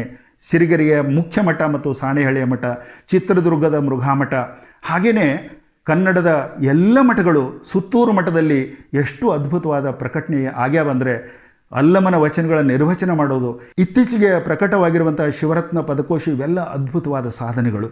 ಇವುಗಳನ್ನು ನಾವು ಮುಖ್ಯವಾಗಿ ಗಮನಿಸಬೇಕು. ಶರಣ ಪರಂಪರೆಯ ಹರಿವಿಗೆ ಈ ಪ್ರಕಾಶನ ಸಂಸ್ಥೆಗಳ ಮೂಲಕ ಮಠ ಮಾನ್ಯಗಳು ಎಂಥ ಕೊಡುಗೆ ಕೊಟ್ಟಿದ್ದಾವೆ ಅನ್ನೋದನ್ನು ನಾವು ನೋಡಬಹುದು. ಸಿರಿಗೆರೆ ಮಠ 90ರ ದಶಕದಲ್ಲಿ ಒಂದು ಅದ್ಭುತವಾದ ಕ್ರಾಂತಿಯನ್ನು ಮಾಡಿತು. ಅಲ್ಲಿಯ ಶ್ರೀಗಳು ಇಡೀ ವಚನಗಳನ್ನು ಕಂಪ್ಯೂಟರಲ್ಲಿ ಮೊಟ್ಟ ಮೊದಲು ಅಳವಡಿಸಿದರು. ಇನ್ನೂ ಕಂಪ್ಯೂಟರ್ ಹೆಸರೇ ಬಂದಿರಲಿಲ್ಲ. ಅಂಥ ಸಂದರ್ಭದಲ್ಲಿ ವಚನಗಳನ್ನು ಕಂಪ್ಯೂಟೀಕರಣಗೊಳಿಸಿ ವಿಶ್ವಕ್ಕೆ ತಲುಪಿಸಿದಂಥ ಒಂದು ಮಹತ್ ಕಾರ್ಯವನ್ನು ಅವರು ಮಾಡಿದರು. ಅದು ಈ ವಚನ ತತ್ವ ಪ್ರಚಾರಕ್ಕೆ ಕೊಟ್ಟಂಥ ಒಂದು ದೊಡ್ಡ ಕೊಡುಗೆ ಅಂತ ನಾವು ಗಮನಿಸಬೇಕಾಗ್ತದೆ. ಹೀಗೆ ಭಾಲ್ಕಿಯ ಶ್ರೀಮಠ ಇನ್ನೂ ಅದ್ಭುತವಾದ ಕೆಲಸ ಮಾಡಿತು. ಅವರು ಗಡಿ ಪ್ರದೇಶದಲ್ಲಿ ಇರೋದರಿಂದ ಆ ಕಡೆ ಮರಾಠಿ, ಈ ಕಡೆ ತೆಲುಗು ಪ್ರದೇಶಗಳಿಗೆ ಹೋಗಿ ಅಲ್ಲಿ ಬಸವ ತತ್ವ ಪ್ರಚಾರ, ಶರಣ ತತ್ವ ಪ್ರಚಾರ ಮಾಡಿದರು. ವಿಶಿಷ್ಟ ಕೆಲಸ ಅಂದರೆ ಮಹಾರಾಷ್ಟ್ರ ಬಸವ ಪರಿಷತ್ ಮತ್ತು ತೆಲಂಗಾಣ ಬಸವ ಪರಿಷತ್ ಅಂತ ಸ್ಥಾಪಿಸಿ ಮರಾಠಿಯಲ್ಲಿ 165 ಗ್ರಂಥಗಳನ್ನು, ತೆಲುಗಿನಲ್ಲಿ 30 ಗ್ರಂಥಗಳನ್ನು ಪ್ರಕಟಿಸಿದ್ದಕ್ಕೆ ಒಂದು ಕೀರ್ತಿ ಅಲ್ಲಿ ಬರ್ತದೆ. ಮಹಾರಾಷ್ಟ್ರ ಮತ್ತು ತೆಲಂಗಾಣ ಪ್ರದೇಶದ ಎಲ್ಲ ಜಿಲ್ಲೆಗಳಲ್ಲಿ ಸಂಚರಿಸಿ ಅಲ್ಲಿ ಶರಣ ತತ್ವದ ಸಂದೇಶಗಳನ್ನು ಪ್ರಸಾರ ಮಾಡಿದ್ದು ಭಾಲ್ಕಿಯ ಮಟ್ಟಕ್ಕೆ ಸಲ್ತದೆ. ಭಾಲ್ಕಿಯ ಚನ್ನಬಸವ ಪಟ್ಟದೇವರು ನಿಜಾಮನ ಕಾಲದಲ್ಲೇ ಹೊರಗಡೆ ಉರ್ದು ಶಾಲೆ ಅಂತ ಬೋರ್ಡ್ ಹಾಕಿ ಒಳಗಡೆ ಕನ್ನಡ ಶಾಲೆಗಳನ್ನು ನಡೆಸಿದ್ದು ಕನ್ನಡಕ್ಕೆ ಕೊಟ್ಟಂಥ ಒಂದು ದೊಡ್ಡ ಕೊಡುಗೆ ಅಂತೇಳಿ ನಾವು ಸ್ಮರಿಸಬೇಕು. ಹೀಗೆ ವಚನ ಸಾಹಿತ್ಯ, ವಚನ ತತ್ವ, ವಚನ ಸಂದೇಶಗಳನ್ನು ಪ್ರಸಾರ ಮಾಡುವಲ್ಲಿ ಎಲ್ಲ ಮಠಗಳು ಪ್ರಕಾಶನ ಸಂಸ್ಥೆಗಳನ್ನು ತೆರೆದಿವೆ, ಪತ್ರಿಕೆಗಳನ್ನು ಹೊರಡಿಸಿವೆ, ಚರ್ಚೆಗಳನ್ನು ನಡೆಸಿವೆ, ಸಮ್ಮೇಳನಗಳನ್ನು ನಡೆಸಿವೆ, ಗೋಷ್ಠಿಗಳನ್ನು ನಡೆಸಿವೆ. ಇವೆಲ್ಲವುಗಳನ್ನು ದಾಖಲೀಕರಣಗೊಳಿಸಿವೆ. ಇದು ಮುಂದಿನ ಜನಾಂಗಕ್ಕೆ ದೊಡ್ಡ ಇತಿಹಾಸ ಆಗಿ ಸಿಗ್ತಾ ಇರೋದೇ ಒಂದು ದೊಡ್ಡ ಕೊಡುಗೆ ಅಂತ ಹೇಳಬೇಕು. ಶರಣರ ಸಂದೇಶಗಳನ್ನು ಸಾರುವಲ್ಲಿ ಇದು ನಿಜವಾದ ದಾಖಲೆ ಅಂತ ಕೂಡ ನಾವು ಹೇಳಬೇಕಾಗ್ತದೆ. ಶರಣರ ಸಂದೇಶಗಳನ್ನು ಸಾರುವಲ್ಲಿ ನಮ್ಮ ಎಲ್ಲ ಮಠಗಳು ಬಳಸಿಕೊಂಡಂತಹ ಕಲಾ ಪ್ರಕಾರಗಳು ಹಲವು. ಸಂಗೀತದ ಮೂಲಕ, ವಚನ ಗಾಯನದ ಮೂಲಕ, ಕೀರ್ತನೆಗಳ ಮೂಲಕ, ಚರ್ಚೆಗಳ ಮೂಲಕ, ಇದೆಲ್ಲಕ್ಕಿಂತ ಮುಖ್ಯವಾಗಿ ರಂಗ ಚಟುವಟಿಕೆಗಳ ಮೂಲಕ ಈ ಶರಣ ಸಂದೇಶಗಳನ್ನು ಸಾರ್ತಾ ಬಂದಿರೋದನ್ನು ನಾವು ಗಮನಿಸಬಹುದು. ಸಿರಿಗೆರೆಯ ಹಿರಿಯ ಜಗದ್ಗುರುಗಳು ಹಿಂದೆ ಈ ನಾಟಕ ಪರಂಪರೆಯನ್ನು ಆರಂಭಿಸಿದರು. ಅದರ ಮುಂದುವರಿಕೆಯಾಗಿ ಇವತ್ತು ಸಾಣೇಹಳ್ಳಿಯಲ್ಲಿ ನಡೀತಾ ಇರುವಂಥ ಶಿವಕುಮಾರ ಕಲಾ ಸಂಘ ಮತ್ತು ಶಿವ ಸಂಚಾರದ ಸಂಘಟನೆಗಳು ಬಹುಶಃ ಇಡೀ ಭಾರತದಲ್ಲಿ ಅದ್ಭುತವಾದ ಕೆಲಸವನ್ನು ಮಾಡ್ತಾ ಇದ್ದಾವೆ. ಶಿವ ಸಂಚಾರದ ಮೂಲಕ ಶರಣ ತತ್ವಗಳನ್ನೇ ಆಧರಿಸಿದ ಹಲವಾರು ನಾಟಕಗಳನ್ನು, ಬೇರೆ ಭಾಷೆಯ ನಾಟಕಗಳನ್ನು ಇಲ್ಲಿ ಪ್ರದರ್ಶಿಸುವಂಥದ್ದು, ನಾಟಕ ತರಬೇತಿಯನ್ನು ಕೊಡುವಂಥದ್ದು, ಗ್ರೀಕ್ ಮಾದರಿಯ ರಂಗಮಂದಿರವನ್ನು ನಿರ್ಮಾಣ ಮಾಡಿರುವಂಥದ್ದು, ಇದನ್ನೆಲ್ಲ ಗಮನಿಸಿದರೆ ಈ ರಂಗ ಚಟುವಟಿಕೆಗಳ ಮೂಲಕವೂ ಶರಣ ಸಂದೇಶವನ್ನು ಸಾರುವಲ್ಲಿ ನಮ್ಮ ಮಠಗಳು ಎಷ್ಟು ಕ್ರಿಯಾಶೀಲವಾಗಿ ಕೆಲಸ ಮಾಡ್ತವೆ ಅನ್ನೋದನ್ನು ಕಾಣಬಹುದು. ಚಿತ್ರದುರ್ಗ ಮಠದ ಜಮೂರ ಸಂಸ್ಥೆ, ಸುತ್ತೂರು ಮಠದಲ್ಲಿ ಇಂಥ ನಾಟಕಗಳನ್ನು ಆಡುವಂಥ ಒಂದು ಪರಂಪರೆ ಇದೆ. ನಾಗನೂರು ರುದ್ರಾಕ್ಷಿ ಮಠದಲ್ಲಿ ಪ್ರತಿ ವರ್ಷ ಈ ಶಿವ ಸಂಚಾರವನ್ನು ಕರೆಸಿ ಅಲ್ಲಿ ನಾಟಕಗಳನ್ನು ಮಾಡಿಸುವಂಥದ್ದು. ಇದಷ್ಟೇ ಅಲ್ಲ, ಶಿವ ಸಂಚಾರದ ನಾಟಕಗಳು ನಮ್ಮ ನಾಡಿನಲ್ಲಿ ಅಷ್ಟೇ ಅಲ್ಲ, ಭಾರತದ ಬೇರೆ ಬೇರೆ ಭಾಗಗಳಿಗೆ, ಬೇರೆ ಬೇರೆ ಭಾಷೆಗಳಿಗೆ ಹೋಗಿ ಶರಣರ ಸಂದೇಶಗಳನ್ನು ಅಲ್ಲಿ ಕೂಡ ಸಾರಿದ್ದಾವೆ. ಇಂಥ ನಾಟಕಗಳನ್ನು ನಮ್ಮ ಎಲ್ಲ ಮಠಗಳು ಅವುಗಳ ಜಾತ್ರೆ, ಪರಿಷೆಗಳ ಸಂದರ್ಭದಲ್ಲಿ ಪ್ರಯೋಗಿಸಿ ಆ ಮೂಲಕವೂ ಶರಣರ ಸಂದೇಶಗಳನ್ನು ಸಾರ್ತಾ ಇರೋದನ್ನು ನಾವು ಕಾಣಬಹುದು. ಶರಣರ ಸಂದೇಶಗಳನ್ನು ಸಾರುವಲ್ಲಿ ಈ ಮಠಗಳು ಮಾಡಿದ ಕೆಲಸ ಕಾರ್ಯಗಳನ್ನು ಹೀಗೆ ಹೇಳ್ತಾನೆ ಹೋಗ್ಬೋದು. ಇದನ್ನು ಎಲ್ಲವನ್ನು ಒಂದೊಂದೇ ಮಠದ ಸಾಧನೆಯನ್ನು ವಿವರಿಸುವುದಕ್ಕೆ ಸಾಧ್ಯ ಆಗೋದಿಲ್ಲ.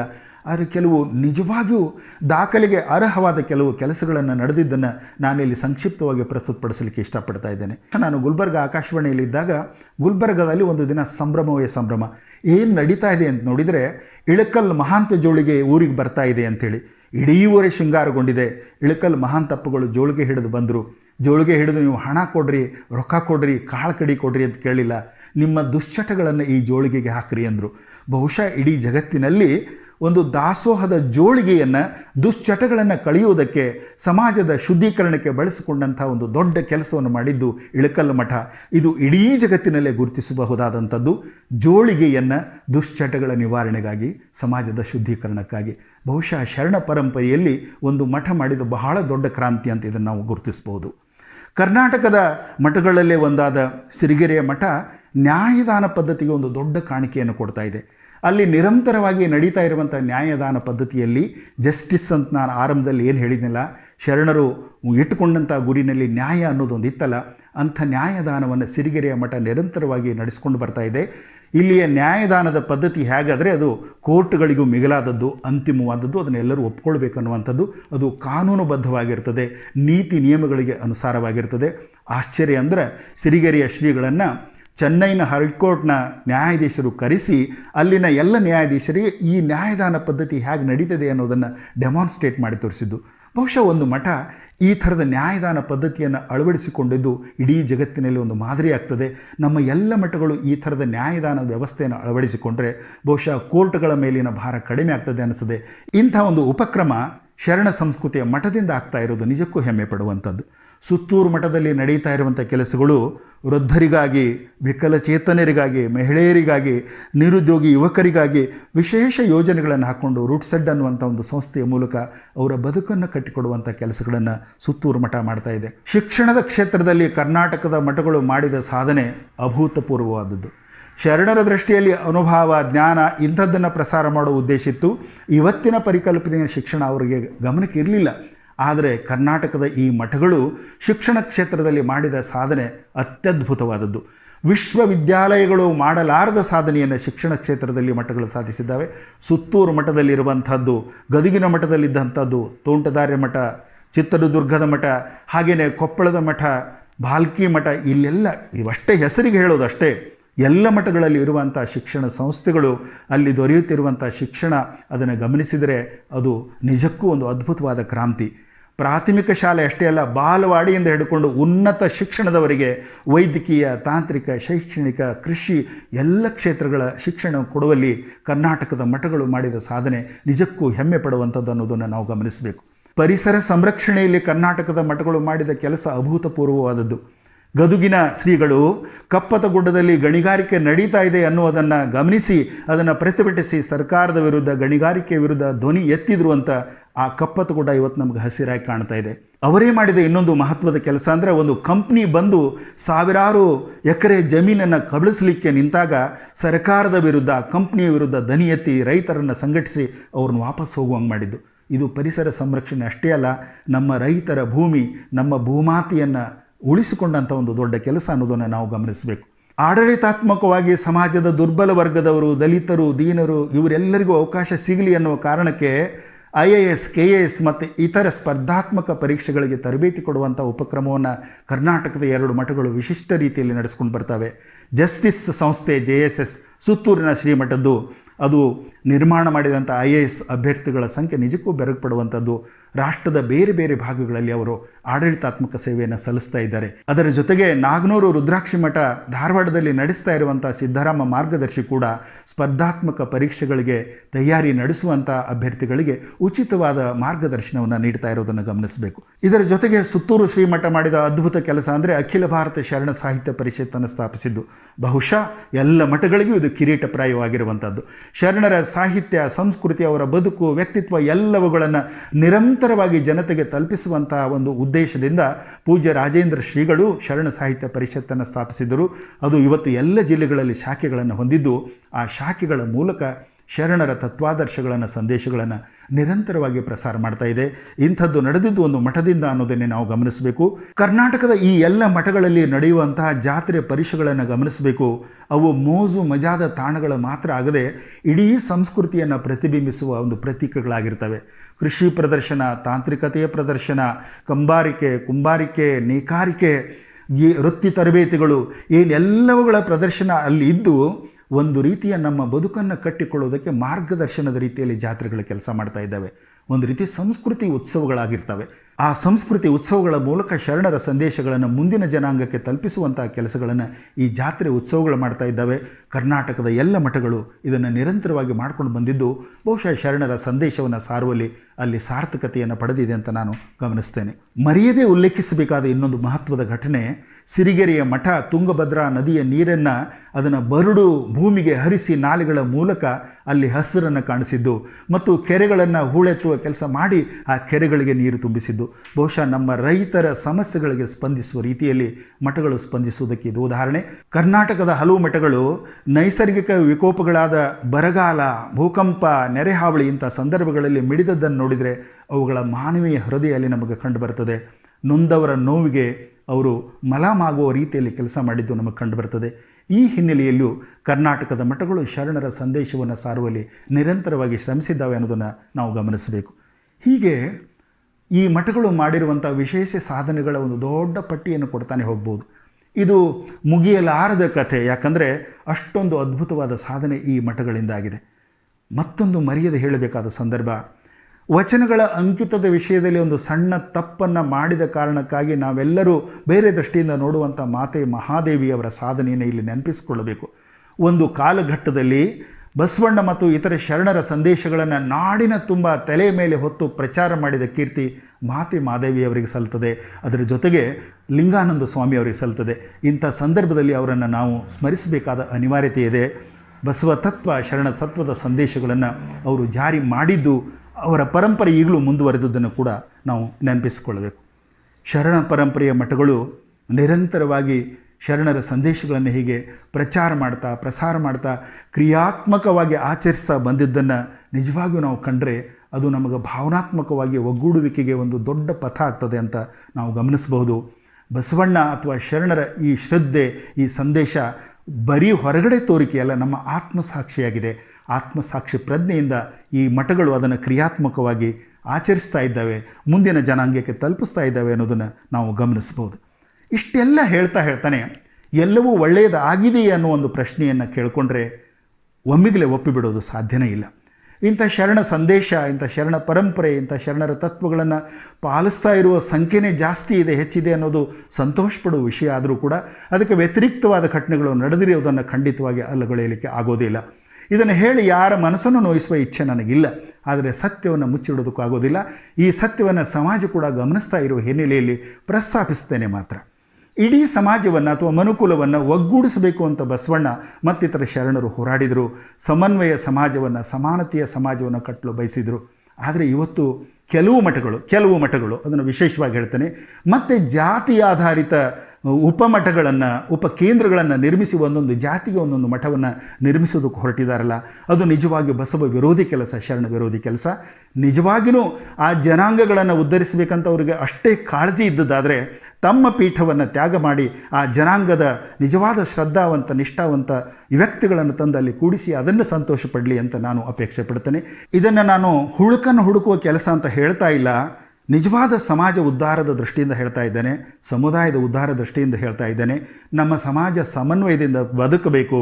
ಬಸವಣ್ಣ ಕಂಡ ಕನಸು ಅದು ಸಮಾನತೆ ಅನ್ನೋದೇ ಅಲ್ಲಿ ಮುಖ್ಯ ಉದ್ದೇಶ ಆಗಬೇಕು.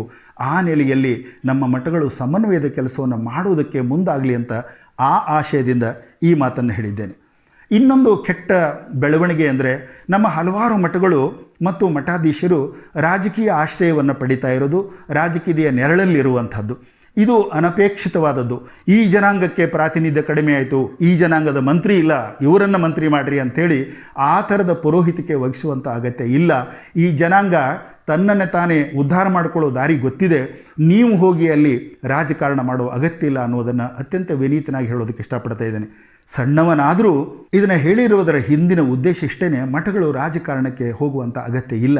ರಾಜಕಾರಣಿಗಳು ಬೇಕಾದ್ರೆ ಮಠಕ್ಕೆ ಬರಲಿ, ಆದರೆ ಒಂದು ಸೆಕ್ಟ್, ಒಂದು ಜಾತಿ, ಒಂದು ಜನಾಂಗವನ್ನೇ ಹಿನ್ನೆಲೆ ಇಟ್ಟುಕೊಂಡು ರಾಜಕಾರಣ ಮಾಡುವ ಅಗತ್ಯ ನಮ್ಮ ಮಠಗಳಿಗಿಲ್ಲ. ಅದು ಬಸವ ಪರಂಪರೆಯದಲ್ಲ, ಶರಣ ಪರಂಪರೆಯದಲ್ಲ, ಅದು ಸಂದೇಶಕ್ಕೆ ವಿರುದ್ಧವಾದ ನಡೆ ಅದನ್ನು ತೋರಿಸುವುದಕ್ಕಷ್ಟೇ ನಾನಿಲ್ಲಿ ಮಾಡಿದೆ. ಇದರ ಜೊತೆಗೆ ನಮ್ಮ ಮಠ ಮತ್ತು ಮಠಾಧೀಶರಲ್ಲಿ ಆಂತರಿಕವಾದ ಸಮನ್ವಯದಲ್ಲಿ ಎಲ್ಲೋ ಒಂದು ಸಣ್ಣ ಕೊರತೆ ಇದೆ ಅಂತ ಅನ್ನೋ ಭಾವನೆ ಕೆಲವರಲ್ಲಿ ಇದೆ. ಬಸವಣ್ಣ ಹೇಳ್ತಾನೆ, ತನಗೆ ಮುನಿವರಿಗೆ ತಾ ಮುನಿಯಲೇಕಯ್ಯ ಅಂಥೇಳಿ. ಇದನ್ನು ನಾವು ಅತ್ಯಂತ ಅಕ್ಷರಶಃ ಆಚರಿಸ್ಬೇಕಂತಂದರೆ ಈ ಮಠಗಳಲ್ಲಿ ಮಠಗಳ ಪೀಠಾಧಿಪತಿಗಳಲ್ಲಿ ಸಮನ್ವಯ ಬೇಕು. ಅಂಥ ಸಮನ್ವಯವನ್ನು ಸಾಧಿಸುವಂತಾದರೆ ಬಸವಣ್ಣನ ಸಂದೇಶವನ್ನು ಸಾರುವಲ್ಲಿ ಅವು ಇನ್ನೂ ಹೆಚ್ಚಿನ ಕೆಲಸವನ್ನು ಮಾಡಬಹುದು ಅನ್ನುವಂಥ ಒಂದು ಉದ್ದೇಶದಿಂದ ಈ ಮಾತನ್ನು ಹೇಳೋದಕ್ಕೆ ಇಷ್ಟಪಡ್ತಾ ಇದ್ದೇನೆ. ಇನ್ನು ಕೆಲವು ಮಠಗಳಲ್ಲಿ ಆ ಪೀಠಾಧಿಪತಿ ಸ್ಥಾನಕ್ಕಾಗಿ ಜಗಳಗಳು ನಡೆದಿದೆ. ಜಗಳಗಳು ಎಲ್ಲಿವರೆಗೆ ಅಂದರೆ ಕೋರ್ಟಿನವರೆಗೆ ಹೋಗ್ತವೆ. ಸರ್ವಸಂಘ ಪರಿತ್ಯಾಗಿಗಳಂತ ಹೇಳಿ ಪೀಠಕ್ಕೆ ಬರುವಂಥವರು ಮತ್ತೆ ಆ ಪೀಠಕ್ಕಾಗಿ ಯಾಕೆ ಹೋರಾಡಬೇಕು ಅನ್ನುವಂಥ ಪ್ರಶ್ನೆ ಸಮಾಜದಲ್ಲಿದೆ. ಕೋರ್ಟಿನಲ್ಲಿ ನಡೆಯುವ ಅಗತ್ಯವೇ ಇಲ್ಲ ಇದೆಲ್ಲ. ಈ ಮಠಗಳು, ಶರಣ ಪರಂಪರೆಯ ಮಠಗಳು ಸಮಾಜ ಸೇವೆಯ ಮಠಗಳಾಗಿರೋದರಿಂದ, ಸಮಾಜದ ಉದ್ಧಾರಕ್ಕೆ ನಿಂತಿರೋದರಿಂದ, ಶೋಷಣೆಯನ್ನು ತಡೆಗಟ್ಟೋದಕ್ಕೆ ನಿಂತಿರೋದರಿಂದ ಆ ಕೈಂಕರ್ಯಕ್ಕೆ ಬದ್ಧರಾದವರು ಮಠಾಧೀಶರ ಆಗಲಿ ಅನ್ನೋ ಒಂದು ಉದ್ದೇಶದಿಂದ ಈ ಥರ ಒಬ್ಬ ಪೀಠಾಧಿಪತಿ ಬೇಕೇ ಹೊರತು ನಾನಾಗ್ತೇನೆ ನೀನಾಗ್ತೇನೆ, ನಾನಾಗಲಿಲ್ಲ ಅಂತ ಕೋರ್ಟ್ಗೆ ಹೋಗೋದು, ನೀನಾಗಲಿಲ್ಲ ಅಂತ ಕೋರ್ಟ್ಗೆ ಹೋಗೋದು ನಡೀಬಾರ್ದು. ಇದು ಕೂಡ ಬಸವ ಪರಂಪರೆಗೆ, ಶರಣ ಪರಂಪರೆಗೆ ವಿರುದ್ಧವಾದದ್ದು ಅನ್ನೋದನ್ನು ಕೂಡ ಸಮಾಜ ಗಮನಿಸ್ತಾ ಇದೆ. ಅದರ ಕಡೆ ಕೂಡ ನಮ್ಮ ಮಠಾಧೀಶರು ಸ್ವಲ್ಪ ಗಮನ ಹರಿಸಬೇಕು ಅಂತ ನಾನು ಹೇಳೋದಕ್ಕೆ ಇಷ್ಟಪಡ್ತಾ ಇದ್ದೇನೆ. ಶರಣ ಪರಂಪರೆಯ ಮಠಗಳಲ್ಲಿ ಏನೇನು ಕೊರತೆಗಳು ನಡೀತಾ ಇದ್ದಾವೆ ಅನ್ನೋದನ್ನು ಹೀಗೆ ಯಾದಿ ಮಾಡ್ತಾ ಹೇಳೋದಿಲ್ಲ ಮುಖ್ಯ ಉದ್ದೇಶ ಅಲ್ಲ. ಶರಣರ ಸಂದೇಶ ಏನಿದಾವಲ್ಲ ಅವುಗಳನ್ನು ಕ್ರಿಯಾತ್ಮಕವಾಗಿ ಜಾರಿಯಲ್ಲಿ ತರುವುದಕ್ಕೆ ಶ್ರಮಿಸಬೇಕು ಅನ್ನುವಂಥ ಒಂದು ಗಾಢವಾದ ಅಪೇಕ್ಷೆಯಿಂದ ವಚನಕಾರರು ಹೇಳೋದು, ಜ್ಞಾನದಲ್ಲರಿದಡೇನಯ್ಯ ಕ್ರಿಯೆ ಆಚರಿಸದನ್ನಕ್ಕ ಅಂತ ಹೇಳ್ತಾರಲ್ಲ, ಬರೀ ತಿಳಿವನ್ನು ತಿಳ್ಕೊಂಡ್ರೆ ಸಾಲದು, ತಿಳಿವನ್ನೇ ಪ್ರಚಾರ ಮಾಡ್ತೇವೆ ಅನ್ನೋದಲ್ಲ, ಕ್ರಿಯೆಯಲ್ಲಿ ಮೊದಲು ತರಬೇಕು. ಆ ಕ್ರಿಯೆಯಲ್ಲಿ ತಂದಾಗ ಇತರರಿಗೂ ಮಾದರಿ ಆಗ್ತದೆ ಅನ್ನೋ ಅರ್ಥದಲ್ಲಿ ಇದನ್ನು ಹೇಳಿದ್ದು. ಈ ಹಿನ್ನೆಲೆಯಲ್ಲಿ ಒಂದು 2-3 ವಿನಂತಿಗಳನ್ನು ಸಲ್ಲಿಸ್ತಾ ಇದ್ದೇನೆ. ನಮ್ಮ ಎಲ್ಲ ಮಠಗಳಲ್ಲಿ ಇಡೀ ಶರಣ ಸಂಸ್ಕೃತಿಯನ್ನು ಪ್ರತಿನಿಧಿಸುವಂಥ ಒಂದು ಶರಣ ಸಂಸತ್ತನ್ನು ನಿರ್ಮಿಸಿ ಒಂದು ಸಮನ್ವಯದ ಸಂಘಟನೆಯನ್ನು ಮಾಡಿಕೊಂಡ್ರೆ ಎಲ್ಲ ಮಠಗಳು ಒಂದೇ ರೀತಿಯಲ್ಲಿ ಏಕಪ್ರಕಾರದಲ್ಲಿ ಅಭಿವೃದ್ಧಿಯ ಕೆಲಸಗಳನ್ನು ಮಾಡೋದಕ್ಕೆ ಸಾಧ್ಯ ಆಗ್ತದೆ. ಅಂಥ ಒಂದು ಸಮನ್ವಯ ಸಮಿತಿಯ ಅಗತ್ಯ ಇದೆ ಅಂತ ನಾನು ಭಾವಿಸಿದ್ದೇನೆ. ಅದರ ಜೊತೆಗೆ ಎಲ್ಲ ಮಠಗಳಲ್ಲೂ ವಚನ ಪಾಠಶಾಲೆ ಆರಂಭ ಆಗಬೇಕಾಗಿದೆ. ವಚನ ಪಾಠಶಾಲೆ ಆರಂಭಿಸೋದು ಕೇವಲ ಒಂದು ಧರ್ಮದ ತತ್ವಗಳನ್ನು ಕಲಿಸೋದಂತಲ್ಲ, ವಚನಗಳು ಜಗತ್ತಿನ ಎಲ್ಲ ಧರ್ಮಗಳಿಗೂ, ಎಲ್ಲ ಜನಾಂಗದವರಿಗೂ, ಎಲ್ಲ ಜಾತಿ ಮತದವರಿಗೂ ಅದ್ಭುತವಾದ ಸಂದೇಶಗಳನ್ನು ಕೊಡುವ ಕಾರಣ ಅಂಥ ಸಂದೇಶಗಳು ಎಲ್ಲ ಜನರಿಗೆ ತಲುಪಲಿ ಅನ್ನೋ ಕಾರಣಕ್ಕೆ ವಚನ ಪಾಠಶಾಲೆಗಳು ಆರಂಭ ಆಗಬೇಕು. ಇದರ ಜೊತೆಗೆ ಆಧುನಿಕ ಮಾಧ್ಯಮಗಳನ್ನು ಬಳಸಿಕೊಂಡು ಶರಣರ ಸಂದೇಶಗಳನ್ನು ದೇಶ ವಿದೇಶಗಳಲ್ಲಿ ಪರಿಚಯಿಸುವಂಥ, ಪ್ರಚಾರ ಮಾಡುವಂಥ ಕೆಲಸ ಕೂಡ ಅಗತ್ಯವಾಗಿ ಆಗಬೇಕಾಗಿದೆ. ಬೇಕಾದಷ್ಟನ್ನು ಹೇಳ್ಬೋದು. ಹೀಗೇನೆ ಸಮಯದ ಮಿತಿ ಇದೆ. ಮುಗುದಾವನ ಮಂಜ್ವಾಳ ಉಳಿದಾವನ ಹಾಡು ಅನ್ನೋ ರೀತಿಯದಿದು. ಹೀಗೆ ಶರಣ ಸಂದೇಶವನ್ನು ಸಾರುವಲ್ಲಿ, ಅದನ್ನು ಮುಂದಿನ ಜನಾಂಗಕ್ಕೆ ಕೊಂಡೊಯ್ಯುವಲ್ಲಿ, ಅದನ್ನು ಕ್ರಿಯಾತ್ಮಕವಾಗಿ ಆಚರಿಸುವಲ್ಲಿ ಮಾದರಿಯಾಗಿರುವಂಥ ಶರಣ ಸಂಸ್ಕೃತಿಯ ಮಠಗಳು ಮಾಡಿದ ಕೆಲಸ ನಿಜಕ್ಕೂ ಅದ್ಭುತವಾದದ್ದು. ಅದು ಬೇರೆಯ ಧರ್ಮೀಯರಿಗೂ ಕೂಡ ಮಾದರಿಯಾಗುವಂಥದ್ದು. ಗಿರಡ್ಡಿ ಗೋವಿಂದರಾಜ್ ಅವರು ಒಂದು ಕಡೆ ಬಹಳ ಅದ್ಭುತವಾಗಿ ಹೇಳ್ತಾರೆ, ಶರಣ ಪರಂಪರೆಯ ಈ ಮಠಗಳು ಮಾಡಿದ ಕೆಲಸ ಶರಣ ಪರಂಪರೆಯ ಜನರಿಗೆ ಮಾತ್ರ ಅಲ್ಲ, ಇಡೀ ಸಮುದಾಯದ ಎಲ್ಲ ಜನಾಂಗಗಳಿಗೂ ಉಪಯುಕ್ತ ಆಗಿದ್ದಾವೆ. ಶಿಕ್ಷಣದ ವಿಷಯದಲ್ಲಿ, ಆರೋಗ್ಯದ ವಿಷಯದಲ್ಲಿ, ತಾಂತ್ರಿಕತೆಯ ವಿಷಯದಲ್ಲಿ, ಸಮನ್ವಯದ ವಿಷಯದಲ್ಲಿ, ಶೋಷಣೆಯನ್ನು ಹಿಮ್ಮೆಟ್ಟಿಸುವ ವಿಷಯದಲ್ಲಿ, ಮೂಢನಂಬಿಕೆಗಳನ್ನು ಹೊಡೆದೋಡಿಸುವ ವಿಷಯದಲ್ಲಿ, ಇವೆಲ್ಲ ಕ್ಷೇತ್ರಗಳಲ್ಲಿ ಇಡೀ ಸಮುದಾಯಕ್ಕೆ ಉಪಯುಕ್ತವಾಗುವಂಥ ಕೆಲಸಗಳನ್ನು ಈ ಮಠಗಳು ಮಾಡ್ಯಾವೆ. ಸಣ್ಣ ಪುಟ್ಟ ತಪ್ಪುಗಳಾಗಿದ್ದರೂ ಕೂಡ ಅವುಗಳನ್ನು ಸರಿಪಡಿಸಿಕೊಳ್ಳುವಂಥ ಕೆಲಸ ನಡೆಯಬೇಕು ಅನ್ನುವಂಥ ಒಂದು ಅಪೇಕ್ಷೆ ಇಲ್ಲಿದೆ. ಇಷ್ಟೆಲ್ಲ ಹೇಳ್ತಾ ಮುಗಿಯಲಾರದ ಈ ಕಥೆಯನ್ನು ಮುಗಿಸುವ ಮುನ್ನ ಮತ್ತೆ ನಾನು ಪ್ರಸ್ತಾಪಿಸಬೇಕಾದದ್ದು ಮತ್ತೆ ಕಲ್ಯಾಣದ ಬಗ್ಗೆ. ಮತ್ತೆ ಕಲ್ಯಾಣ ಅಭಿಯಾನ ಬಹುಶಃ ಕರ್ನಾಟಕದ ಚರಿತ್ರೆಯಲ್ಲಿ, ಇಲ್ಲಿನ ಧಾರ್ಮಿಕ, ರಾಜಕೀಯ, ಸಾಮಾಜಿಕ, ಆರ್ಥಿಕ ಯಾವ ಕ್ಷೇತ್ರದ ಚರಿತ್ರೆಯನ್ನು ತಗೊಂಡರೂ ಬಹುಶಃ ಒಂದು ಅಭೂತಪೂರ್ವವಾದಂಥ ಅಭಿಯಾನ ಅದು. ಮತ್ತೆ ಕಲ್ಯಾಣ ಅಭಿಯಾನದ ಮೂಲಕ ಸಿರಿಗೆರೆಯ ಶಾಖಾಮಠ, ಸಾಣೇಹಳ್ಳಿಯ ಮಠ ಇಡೀ ರಾಜ್ಯದ ತುಂಬ ಸಂಚರಿಸಿ ಸಮನ್ವಯದ ತತ್ವವನ್ನು ಕಲಿಸ್ತು, ಜನರಿಗೆ ಎಲ್ಲರ ಜೊತೆಗೆ ಬೆರೆಯಿತು. ಅಲ್ಲಿನ ಪಾದಯಾತ್ರೆಗಳು, ಅಲ್ಲಿನ ಸಭೆ ಸಮಾರಂಭಗಳು, ಅಲ್ಲಿ ಪ್ರತಿನಿತ್ಯ ಆಡ್ತಾ ಇದ್ದಂಥ ಮೋಳಿಗೆ ಮಾರಯ್ಯನ ನಾಟಕ ಶರಣರ ಸಂದೇಶವನ್ನು ಸಾರುವಲ್ಲಿ ಯಶಸ್ವಿಯಾಯಿತು. ಈ ಅಭಿಯಾನದಲ್ಲಿ ಅತ್ಯಂತ ಮುಖ್ಯವಾಗಿ ನಡೆದದ್ದು ಯುವಕರೊಂದಿಗೆ, ವಿದ್ಯಾರ್ಥಿಗಳೊಂದಿಗೆ ನಡೆದ ಪ್ರಶ್ನೋತ್ತರ ಕಾರ್ಯಕ್ರಮ. ಈ ಪ್ರಶ್ನೋತ್ತರ ಬಹುಶಃ ಅನುಭವ ಮಂಟಪದ ಮಾದರಿಯಲ್ಲಿ ನಡೆದು ಇವತ್ತಿನ ಜನಾಂಗ ಎದುರಿಸ್ತಾ ಇದ್ದಂಥ ಸಮಸ್ಯೆಗಳನ್ನು ಪೂಜ್ಯರ ಎದುರು, ಅಲ್ಲಿನ ವಿದ್ವಾಂಸರ ಎದುರು, ತಜ್ಞರ ಎದುರು, ವಿಚಾರವಾದಿಗಳ ಎದುರು ಇಟ್ಟು ಸಮರ್ಥ ಉತ್ತರಗಳನ್ನು ಪಡೆದರು. ಅದ್ಭುತವಾದ ಕೆಲಸ ಏನಂತಂದರೆ, ಈ ಸಂವಾದಗಳೆಲ್ಲವೂ ಗ್ರಂಥ ರೂಪದಲ್ಲಿ ಪ್ರಕಟ ಆಗಿದ್ದಾವೆ. ಬಹುಶಃ 12ನೇ ಶತಮಾನದ ಅನುಭವ ಮಂಟಪದ ದಾಖಲೆಗಳನ್ನು ನಾವು ನಂತರ ಕಟ್ಟಿಕೊಟ್ವಿ. ಆದರೆ ಈ ಮತ್ತೆ ಕಲ್ಯಾಣದ ಅನುಭವ ಮಂಟಪ ಏನು ಜಂಗಮ ಅನುಭವ ಮಂಟಪವಾಗಿ ಇಡೀ ರಾಜ್ಯದ ತುಂಬ ಸಂಚರಿಸ್ತಲ್ಲ, ಅದನ್ನು ದಾಖಲೀಕರಣಗೊಳಿಸಿದ್ದಾರೆ. ಈ ಪ್ರಶ್ನೋತ್ತರಗಳು, ಅಲ್ಲಿನ ಭಾಷಣ ಮಾಲಿಕೆಗಳು ಅನುಭವ ಮಂಟಪವನ್ನು, ಅದರ ತತ್ವಗಳನ್ನು ಮುಂದುವರಿಸುವಲ್ಲಿ ನಿಜವಾದ ದಾಖಲೆಗಳಾಗಿ ಮುಂದುವರಿತವೆ. ಸಾಣೇಹಳ್ಳಿಯ ಶ್ರೀಮಠ ಈ ರೀತಿಯಲ್ಲಿ ಮಾಡ್ತಾ ಇರುವಂಥ ಕೆಲಸಗಳು ನಿಜವಾಗಿಯೂ ಅಭೂತಪೂರ್ವವಾದಂಥದ್ದು. ಅದರ ಜೊತೆಗೆ ತಪ್ಪದೆ ಹೇಳಬೇಕಾದದ್ದು, ಇಲ್ಲಿನ ವಚನ ಸಂಗೀತಗಾರರು ಹಾಡ್ತಾ ಇರುವಂಥ ವಚನಗಳನ್ನು ನೋಡಿದರೆ ಕಲ್ಯಾಣದಲ್ಲೇ ಇದ್ದೇವೇನೋ ಅನ್ನುವಂಥ ಒಂದು ಪರಿಕಲ್ಪನೆಯನ್ನು ನಮಗೆ ಅವರು ಕಟ್ಟಿಕೊಡ್ತಾರೆ. ನಿರಂತರವಾಗಿ ಮತ್ತೆ ಕಲ್ಯಾಣದ ಜೊತೆಗೆ ಸಂಚರಿಸಿದಂಥ ನಾಟಕದ ನಟರು, ನಿರ್ದೇಶಕರು ಮತ್ತು ಆ ರಂಗ ಪರಿಕರಗಳ ತಜ್ಞರು, ಈ ವಚನ ಗಾಯಕರು, ಇವರೆಲ್ಲ ಮತ್ತೆ ಕಲ್ಯಾಣದ ಪರಿಕಲ್ಪನೆಯನ್ನು ಇಡೀ ನಾಡಿನ ತುಂಬ ಹರಿದಾಡಿಸಿದರು. ಇವತ್ತು ನಡೀತಾ ಇರುವಂಥ ಈ ಅಂತರ್ಜಾಲ ಉಪನ್ಯಾಸ ಮಾಲಿಕೆ ಮತ್ತೆ ಕಲ್ಯಾಣದ ಒಂದು ಕನಸು, ಅದು ನನಸಾಗ್ತಾ ಇದೆ. ಸಿರಿಗೆರೆಯ ಶಾಖಾಮಠ, ಸಾಣೇಹಳ್ಳಿಯ ಶ್ರೀಮಠ ನಡೆಸ್ತಾ ಇರುವಂಥ ಈ ಮತ್ತೆ ಕಲ್ಯಾಣದ ಅಭಿಯಾನ ಚರಿತ್ರೆಯಲ್ಲಿ ದಾಖಲಾಗುವಂಥದ್ದು. ಫಗು ಹಳಕಟ್ಟಿ ಅಜ್ಜ ವಚನದ ಕಟ್ಟುಗಳನ್ನು ನಮಗೆ ಕಟ್ಟಿಕೊಟ್ಟರು. ಆ ಕಟ್ಟಿಕೊಟ್ಟಂಥ ವಚನಗಳ ಸಂದೇಶಗಳನ್ನು ಎಲ್ಲ ಮಠಗಳು ಹೇಗೆ ನಿರಂತರವಾಗಿ ಅದನ್ನು ಮುಂದೆ ಕೊಂಡೊಯ್ತಾ ಇದ್ದಾವಲ್ಲ, ಆ ಇಡೀ ಸಂದೇಶಗಳ ಒಟ್ಟು ಮೊತ್ತವಾಗಿ ಸಾಣೇಹಳ್ಳಿಯ ಶ್ರೀಮಠ ಮತ್ತೆ ಕಲ್ಯಾಣವನ್ನು ಆರಂಭಿಸಿದೆ. ಇದು ಕಲ್ಯಾಣದ ಶರಣರು ನೊಂದ್ಕೊಂಡಿದ್ರಲ್ಲ, ಪಣೆತ ಒಡೆಯಿತ್ತು, ಬತ್ತಿ ಅಲ್ಲಿ ಹೋಯಿತು, ತೈಲ ಇಲ್ಲಿ ಹೋಯಿತು ಅಂಥೇಳಿ ಆ ತೈಲ, ಬತ್ತಿ, ಪಣೆತಗಳನ್ನು ಒಟ್ಟುಗೂಡಿಸಿ ಇಡೀ ಕಾಲದುದ್ದಕ್ಕೂ ಅದನ್ನು ಮತ್ತೆ ಅದು ಜ್ಯೋತಿಯಾಗಿ ಬೆಳಗುವ ಹಾಗೆ ಮಾಡಿದಾರಲ್ಲ, ಆ ಜ್ಯೋತಿಗೆ ನಿರಂತರವಾಗಿ ತೈಲವನ್ನು ಎರೆಯುವ ಕೆಲಸ ಈ ಮತ್ತೆ ಕಲ್ಯಾಣ. ಈ ಮತ್ತೆ ಕಲ್ಯಾಣ ನಿತ್ಯ ಕಲ್ಯಾಣವೂ ಆಗಲಿ ಅಂತ ಹಾರೈಸ್ತಾ ಈ ನನ್ನ ಮಾತುಗಳನ್ನು ಮುಗಿಸ್ತೇನೆ. ಎಲ್ಲರಿಗೂ ನಮಸ್ಕಾರ. ಮತ್ತೆ ಕಲ್ಯಾಣದ ಸಂದೇಶ ಸಂದೇಶ, ಮತ್ತೆ ಕಲ್ಯಾಣದ ಸಂದೇಶ, ಮತ್ತೆ ಕಲ್ಯಾಣದ ಸಂದೇಶ, ಮತ್ತೆ ಕಲ್ಯಾಣದ ಸಂದೇಶ.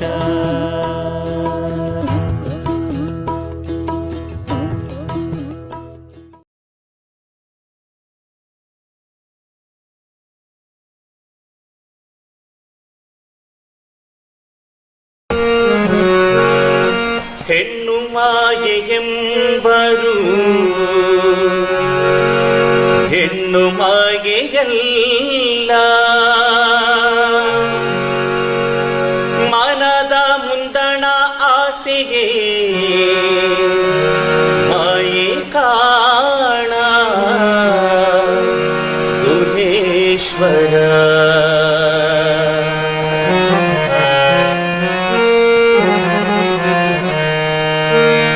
ಹೆಣ್ಣು ಮಾಯೆಯೆಂಬರು ಹೆಣ್ಣು ಮಾಯೆಯಲ್ಲ, ಹೆಣ್ಣು ಮಾಯೆಯೆಂಬರು ಹೆಣ್ಣು ಮಾಯೆಯಲ್ಲ, ಮಣ್ಣು ಮಾಯೆಯೆಂಬರು ಮಣ್ಣು ಮಾಯೆಯಲ್ಲ, ಮಣ್ಣು ಮಾಯೆಯೆಂಬರು ಮಣ್ಣು ಮಾಯೆಯಲ್ಲ, ಹೆಣ್ಣು ಮಾಯೆಯೆಂಬರು ಹೆಣ್ಣು ಮಾಯೆಯಲ್ಲ, ಮಣ್ಣು ಮಾಯೆಯೆಂಬರು ಮಣ್ಣು ಮಾಯೆಯಲ್ಲ.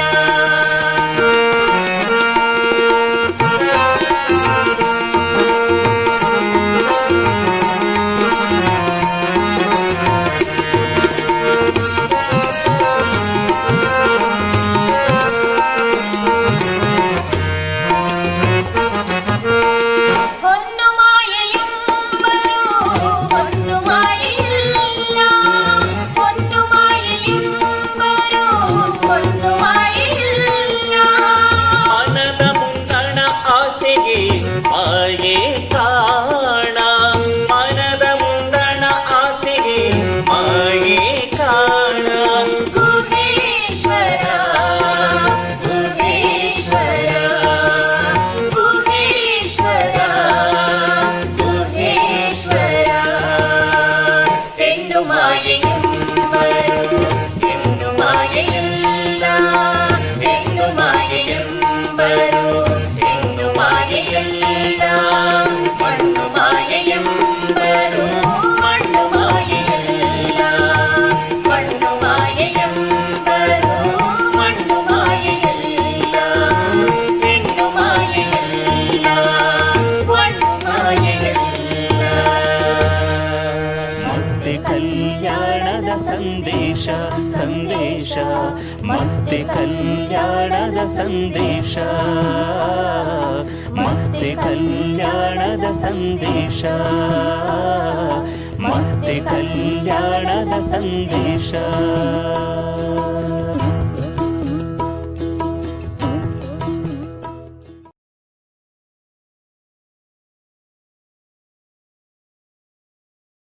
ಬಸವಾದಿ ಶಿವಶರಣರನ್ನು ಹೃನ್ಮಂದಿರದಲ್ಲಿ ಸ್ಮರಿಸಿ ಪರಮಪೂಜ್ಯ ಶ್ರೀ ಶಿವಕುಮಾರ ಶಿವಾಚಾರ್ಯ ಮಹಾಸ್ವಾಮೀಜಿಯವರಿಗೆ ಹಾಗೂ ತರಳಬಾಳು ಗುರುಪರಂಪರೆಯ ಎಲ್ಲ ಗುರುವೃಂದಕ್ಕೆ ಭಕ್ತಿಪೂರ್ವಕ ಪ್ರಣಾಮಗಳು.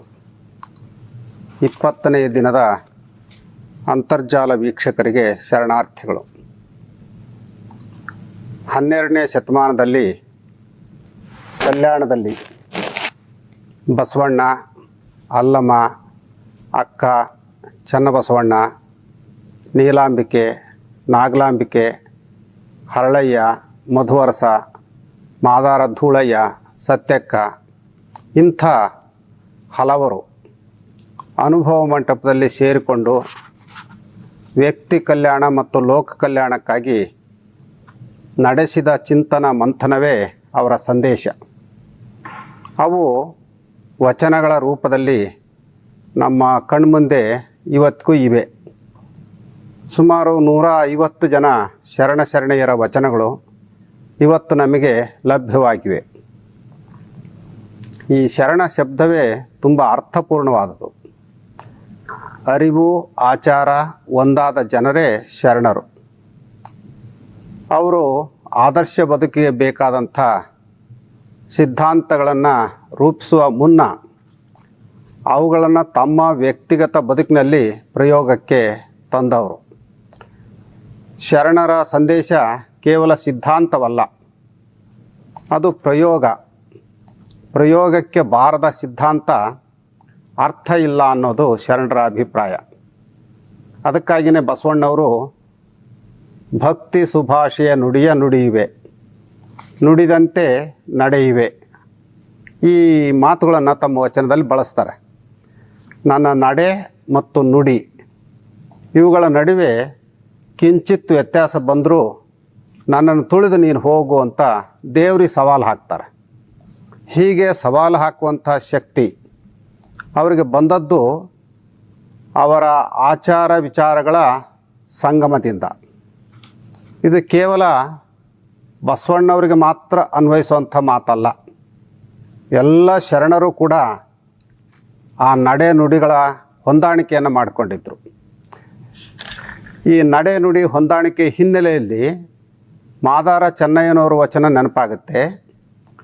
ನಡೆ ನುಡಿ ಸಿದ್ಧಾಂತವಾದಲ್ಲಿ ಕುಲ ಹೊಲೆ ಸೂತಕವಿಲ್ಲ ಅಂತ ಅವ್ರು ಹೇಳ್ತಾರೆ. ಇದೇ ವಿಚಾರದಲ್ಲಿ ಸತ್ಯಕ್ಕ ಅನ್ನುವಂಥ ಶರಣೆ ಹೇಳೋದನ್ನು ಗಮನಿಸಿ. ಅರ್ಚನೆ ಪೂಜನೆ ನೇಮವಲ್ಲ, ಮಂತ್ರ ತಂತ್ರ ನೇಮವಲ್ಲ, ಧೂಪ ದೀಪಾರತಿ ನೇಮವಲ್ಲ, ಪರಧನ ಪರಸ್ತ್ರೀ ಪರದೈವಂಗಳಿಗೆ ಎರಗದಿಪ್ಪುದೇ ನೇಮ. ಶಂಭು ಜಕ್ಕೇಶ್ವರನಲ್ಲಿ ಇವು ಕಾಣಿರಣ್ಣ ನಿತ್ಯ ನಿಯಮ. ಈ ಪರಧನ ಪರಸ್ತ್ರೀ ಪರದೈವಂಗಳಿಗೆ ಎರಗದಿಪ್ಪುದೇ ನೇಮ ಅನ್ನುವಂಥ ಮಾತು ಮತ್ತೆ ಮತ್ತೆ ಚಿಂತನೆ ಮಾಡುವಂಥದ್ದು. ಇದೇ ಎಲ್ಲ ಶರಣರ ಆದರ್ಶವೂ ಆಗಿತ್ತು. ಇವತ್ತಿನ ಎಲ್ಲ ಅವಾಂತರಗಳಿಗೆ ಪರಧನ ಪರಸ್ತ್ರೀ ಪರದೈವಂಗಳೇ ಮೂಲ ಕಾರಣ. ಇದನ್ನು ಅಂದೇ ಶರಣರು ಗುರುತಿಸಿದ್ರು. ವ್ಯಕ್ತಿ ಮತ್ತು ಸಮಾಜ ಆರೋಗ್ಯಪೂರ್ಣವಾಗಿರಬೇಕು ಅಂದರೆ ಕೆಲವು ನೀತಿ ನಿಬಂಧನೆಗಳು ಅನಿವಾರ್ಯ. ಯಾಕೆಂದರೆ ಮನುಷ್ಯ ಮೃಗ ಅಲ್ಲ, ಆತ ಸುಸಂಸ್ಕೃತ ಜೀವಿ. ಅದರಿಂದಲೇ ಆತ ಪ್ರಕೃತಿ ವಿಕೃತಿ ಸಂಸ್ಕೃತಿ ಇಂಥ ಪದಗಳ ಬಳಕೆಯನ್ನು ಮಾಡೋದು. ಪ್ರಕೃತಿ ಅಂದರೆ ಅದು ಇರೋಂತನೇ ಸ್ವಾಗತ ಮಾಡೋದು. ಮನುಷ್ಯ ಕೂಡ ಪ್ರಕೃತಿಯ ಒಂದು ಅಂಗ. ಪ್ರಕೃತಿಯನ್ನು ಹಾಳು ಮಾಡದೆ, ತನ್ನ ಪ್ರಕೃತಿಯನ್ನು ಹಾಳು ಮಾಡಿಕೊಳ್ಳದೆ ಮನುಷ್ಯ ಬದುಕಬೇಕು. ಅದಕ್ಕಾಗಿಯೇ ಸದಾಚಾರ ಸದ್ಗುಣ ಸತ್ಸಂಗ ಇವುಗಳನ್ನು ಬೆಳೆಸ್ಕೊಂಡ್ರೆ ಅವನು ಪ್ರಕೃತಿಯಿಂದ ವಿಕೃತಿಯ ಕಡೆಗೆ ಹೋಗದೆ ಸಂಸ್ಕೃತಿಯ ಕಡೆಗೆ ಹೆಜ್ಜೆ ಹಾಕಲಿಕ್ಕೆ ಸಾಧ್ಯ ಆಗುತ್ತೆ. ಈ ಸಂಸ್ಕೃತಿಯೇ ಬದುಕಿನ ಸತ್ವ, ಅದೇ ಆದರ್ಶ. ಈ ಆದರ್ಶಕ್ಕೆ ಕೇವಲ ಸದಾಚಾರ ಸದ್ಗುಣ ಸತ್ಸಂಗ ಇವಿಷ್ಟಿದ್ರೆ ಸಾಲದು. ಅದಕ್ಕೆ ಮುಖ್ಯವಾಗಿ ಬೇಕಾದ್ದು ಕಾಯಕ ಶ್ರದ್ಧೆ. ಅದನ್ನೇ ಕಾಳವೆ ತುಂಬ ಪರಿಣಾಮಕಾರಿಯಾಗಿ ಹೇಳಿದ್ದಾಳೆ. ಕೃತ್ಯ ಕಾಯಕವಿಲ್ಲದವರು ಭಕ್ತರಲ್ಲ, ಸತ್ಯ ಶುದ್ಧವಿಲ್ಲದುದು ಕಾಯಕವಲ್ಲ, ಆಸೆ ಎಂಬುದು ಭವದ ಬೀಜ, ನಿರಾಶೆ ಎಂಬುದು ನಿತ್ಯ ಮುಕ್ತಿ, ಉರುಳಿಂಗ ಪೆದ್ದೆಗಳ ಅರಸನಲ್ಲಿ ಸದರವಲ್ಲ ಕಾಣವ. ಒಬ್ಬ ತಾಯಿಯ ಗರ್ಭದಿಂದ ಭೂತಾಯಿಯ ಗರ್ಭಕ್ಕೆ ಬಂದ ಮೇಲೆ ತನ್ನ ಬದುಕಿಗಾಗಿ ಒಂದಿಲ್ಲ ಇನ್ನೊಂದು ಉದ್ಯೋಗವನ್ನು ಮಾಡಲೇಬೇಕು. ಆ ಉದ್ಯೋಗ ಸತ್ಯಶುದ್ಧವಾಗಿರಬೇಕು. ಸತ್ಯಶುದ್ಧವಾದಂಥ ಕೆಲಸವನ್ನೇ ಶರಣರು ಕಾಯಕ ಅಂತ ಕರೀತಾರೆ. ಕಾಯಕ ಶರಣರ ಎಲ್ಲ ಸಂದೇಶಗಳ ತಳಹದಿ. ಒಂದು ಕಟ್ಟಡ ಸುಭದ್ರವಾಗಿರಬೇಕು ಅಂದರೆ ಅದರ ಬುನಾದಿ ಅಂದರೆ ಫೌಂಡೇಶನ್ನು ಭದ್ರವಾಗಿರಬೇಕು. ಬುನಾದಿಯನ್ನೇ ಸರಿಯಾಗಿ ತೋಡಿ ತಳಹದಿಯಿಂದ ಅದನ್ನು ಸುಭದ್ರ ಮಾಡಿಕೊಳ್ಳದೆ ಇದ್ದರೆ ಮೇಲೆ ನೀವು ಎಷ್ಟೇ ಬೆಲೆಯುಳ್ಳ ಇಟ್ಟಿಗೆ, ಕಲ್ಲು, ಸಿಮೆಂಟು, ಕಬ್ಬಣ ಬಳಸಿ ಕಟ್ಟಡ ಕಟ್ಟಿದರೂ ಕೂಡ ಅದು ಬೇಗ ಬಿದ್ದು ಹೋಗುತ್ತೆ. ಅದರಂತೆಯೇ ಕಾಯಕ ಇಲ್ಲದ ಯಾವ ಸಂದೇಶಗಳಿಗೂ ಕೂಡ ಶರಣರಲ್ಲಿ ಅರ್ಥ ಇಲ್ಲ. ಕಾಯಕ ಸತ್ಯಶುದ್ಧವಾಗಿರಬೇಕು ಅಂದರೆ ಆಸೆ ಇರಬಾರ್ದು ಅಂತ ಹೇಳ್ತಾರೆ. ಆಸೆ ಅಂದರೆ ಕಾಯಕದಿಂದ ಬಂದದ್ದನ್ನು ತಾನೊಬ್ಬನೇ ಬಳಸಬೇಕು, ಕೂಡಿಡಬೇಕು ಅನ್ನುವಂಥ ಸ್ವಾರ್ಥ ಮತ್ತು ಸಂಗ್ರಹ ಬುದ್ಧಿ. ಈ ಆಸೆನೇ ಎಲ್ಲ ರೀತಿಯ ಪಾಶಕ್ಕೆ ಕಾರಣ ಆಗುವಂಥದ್ದು.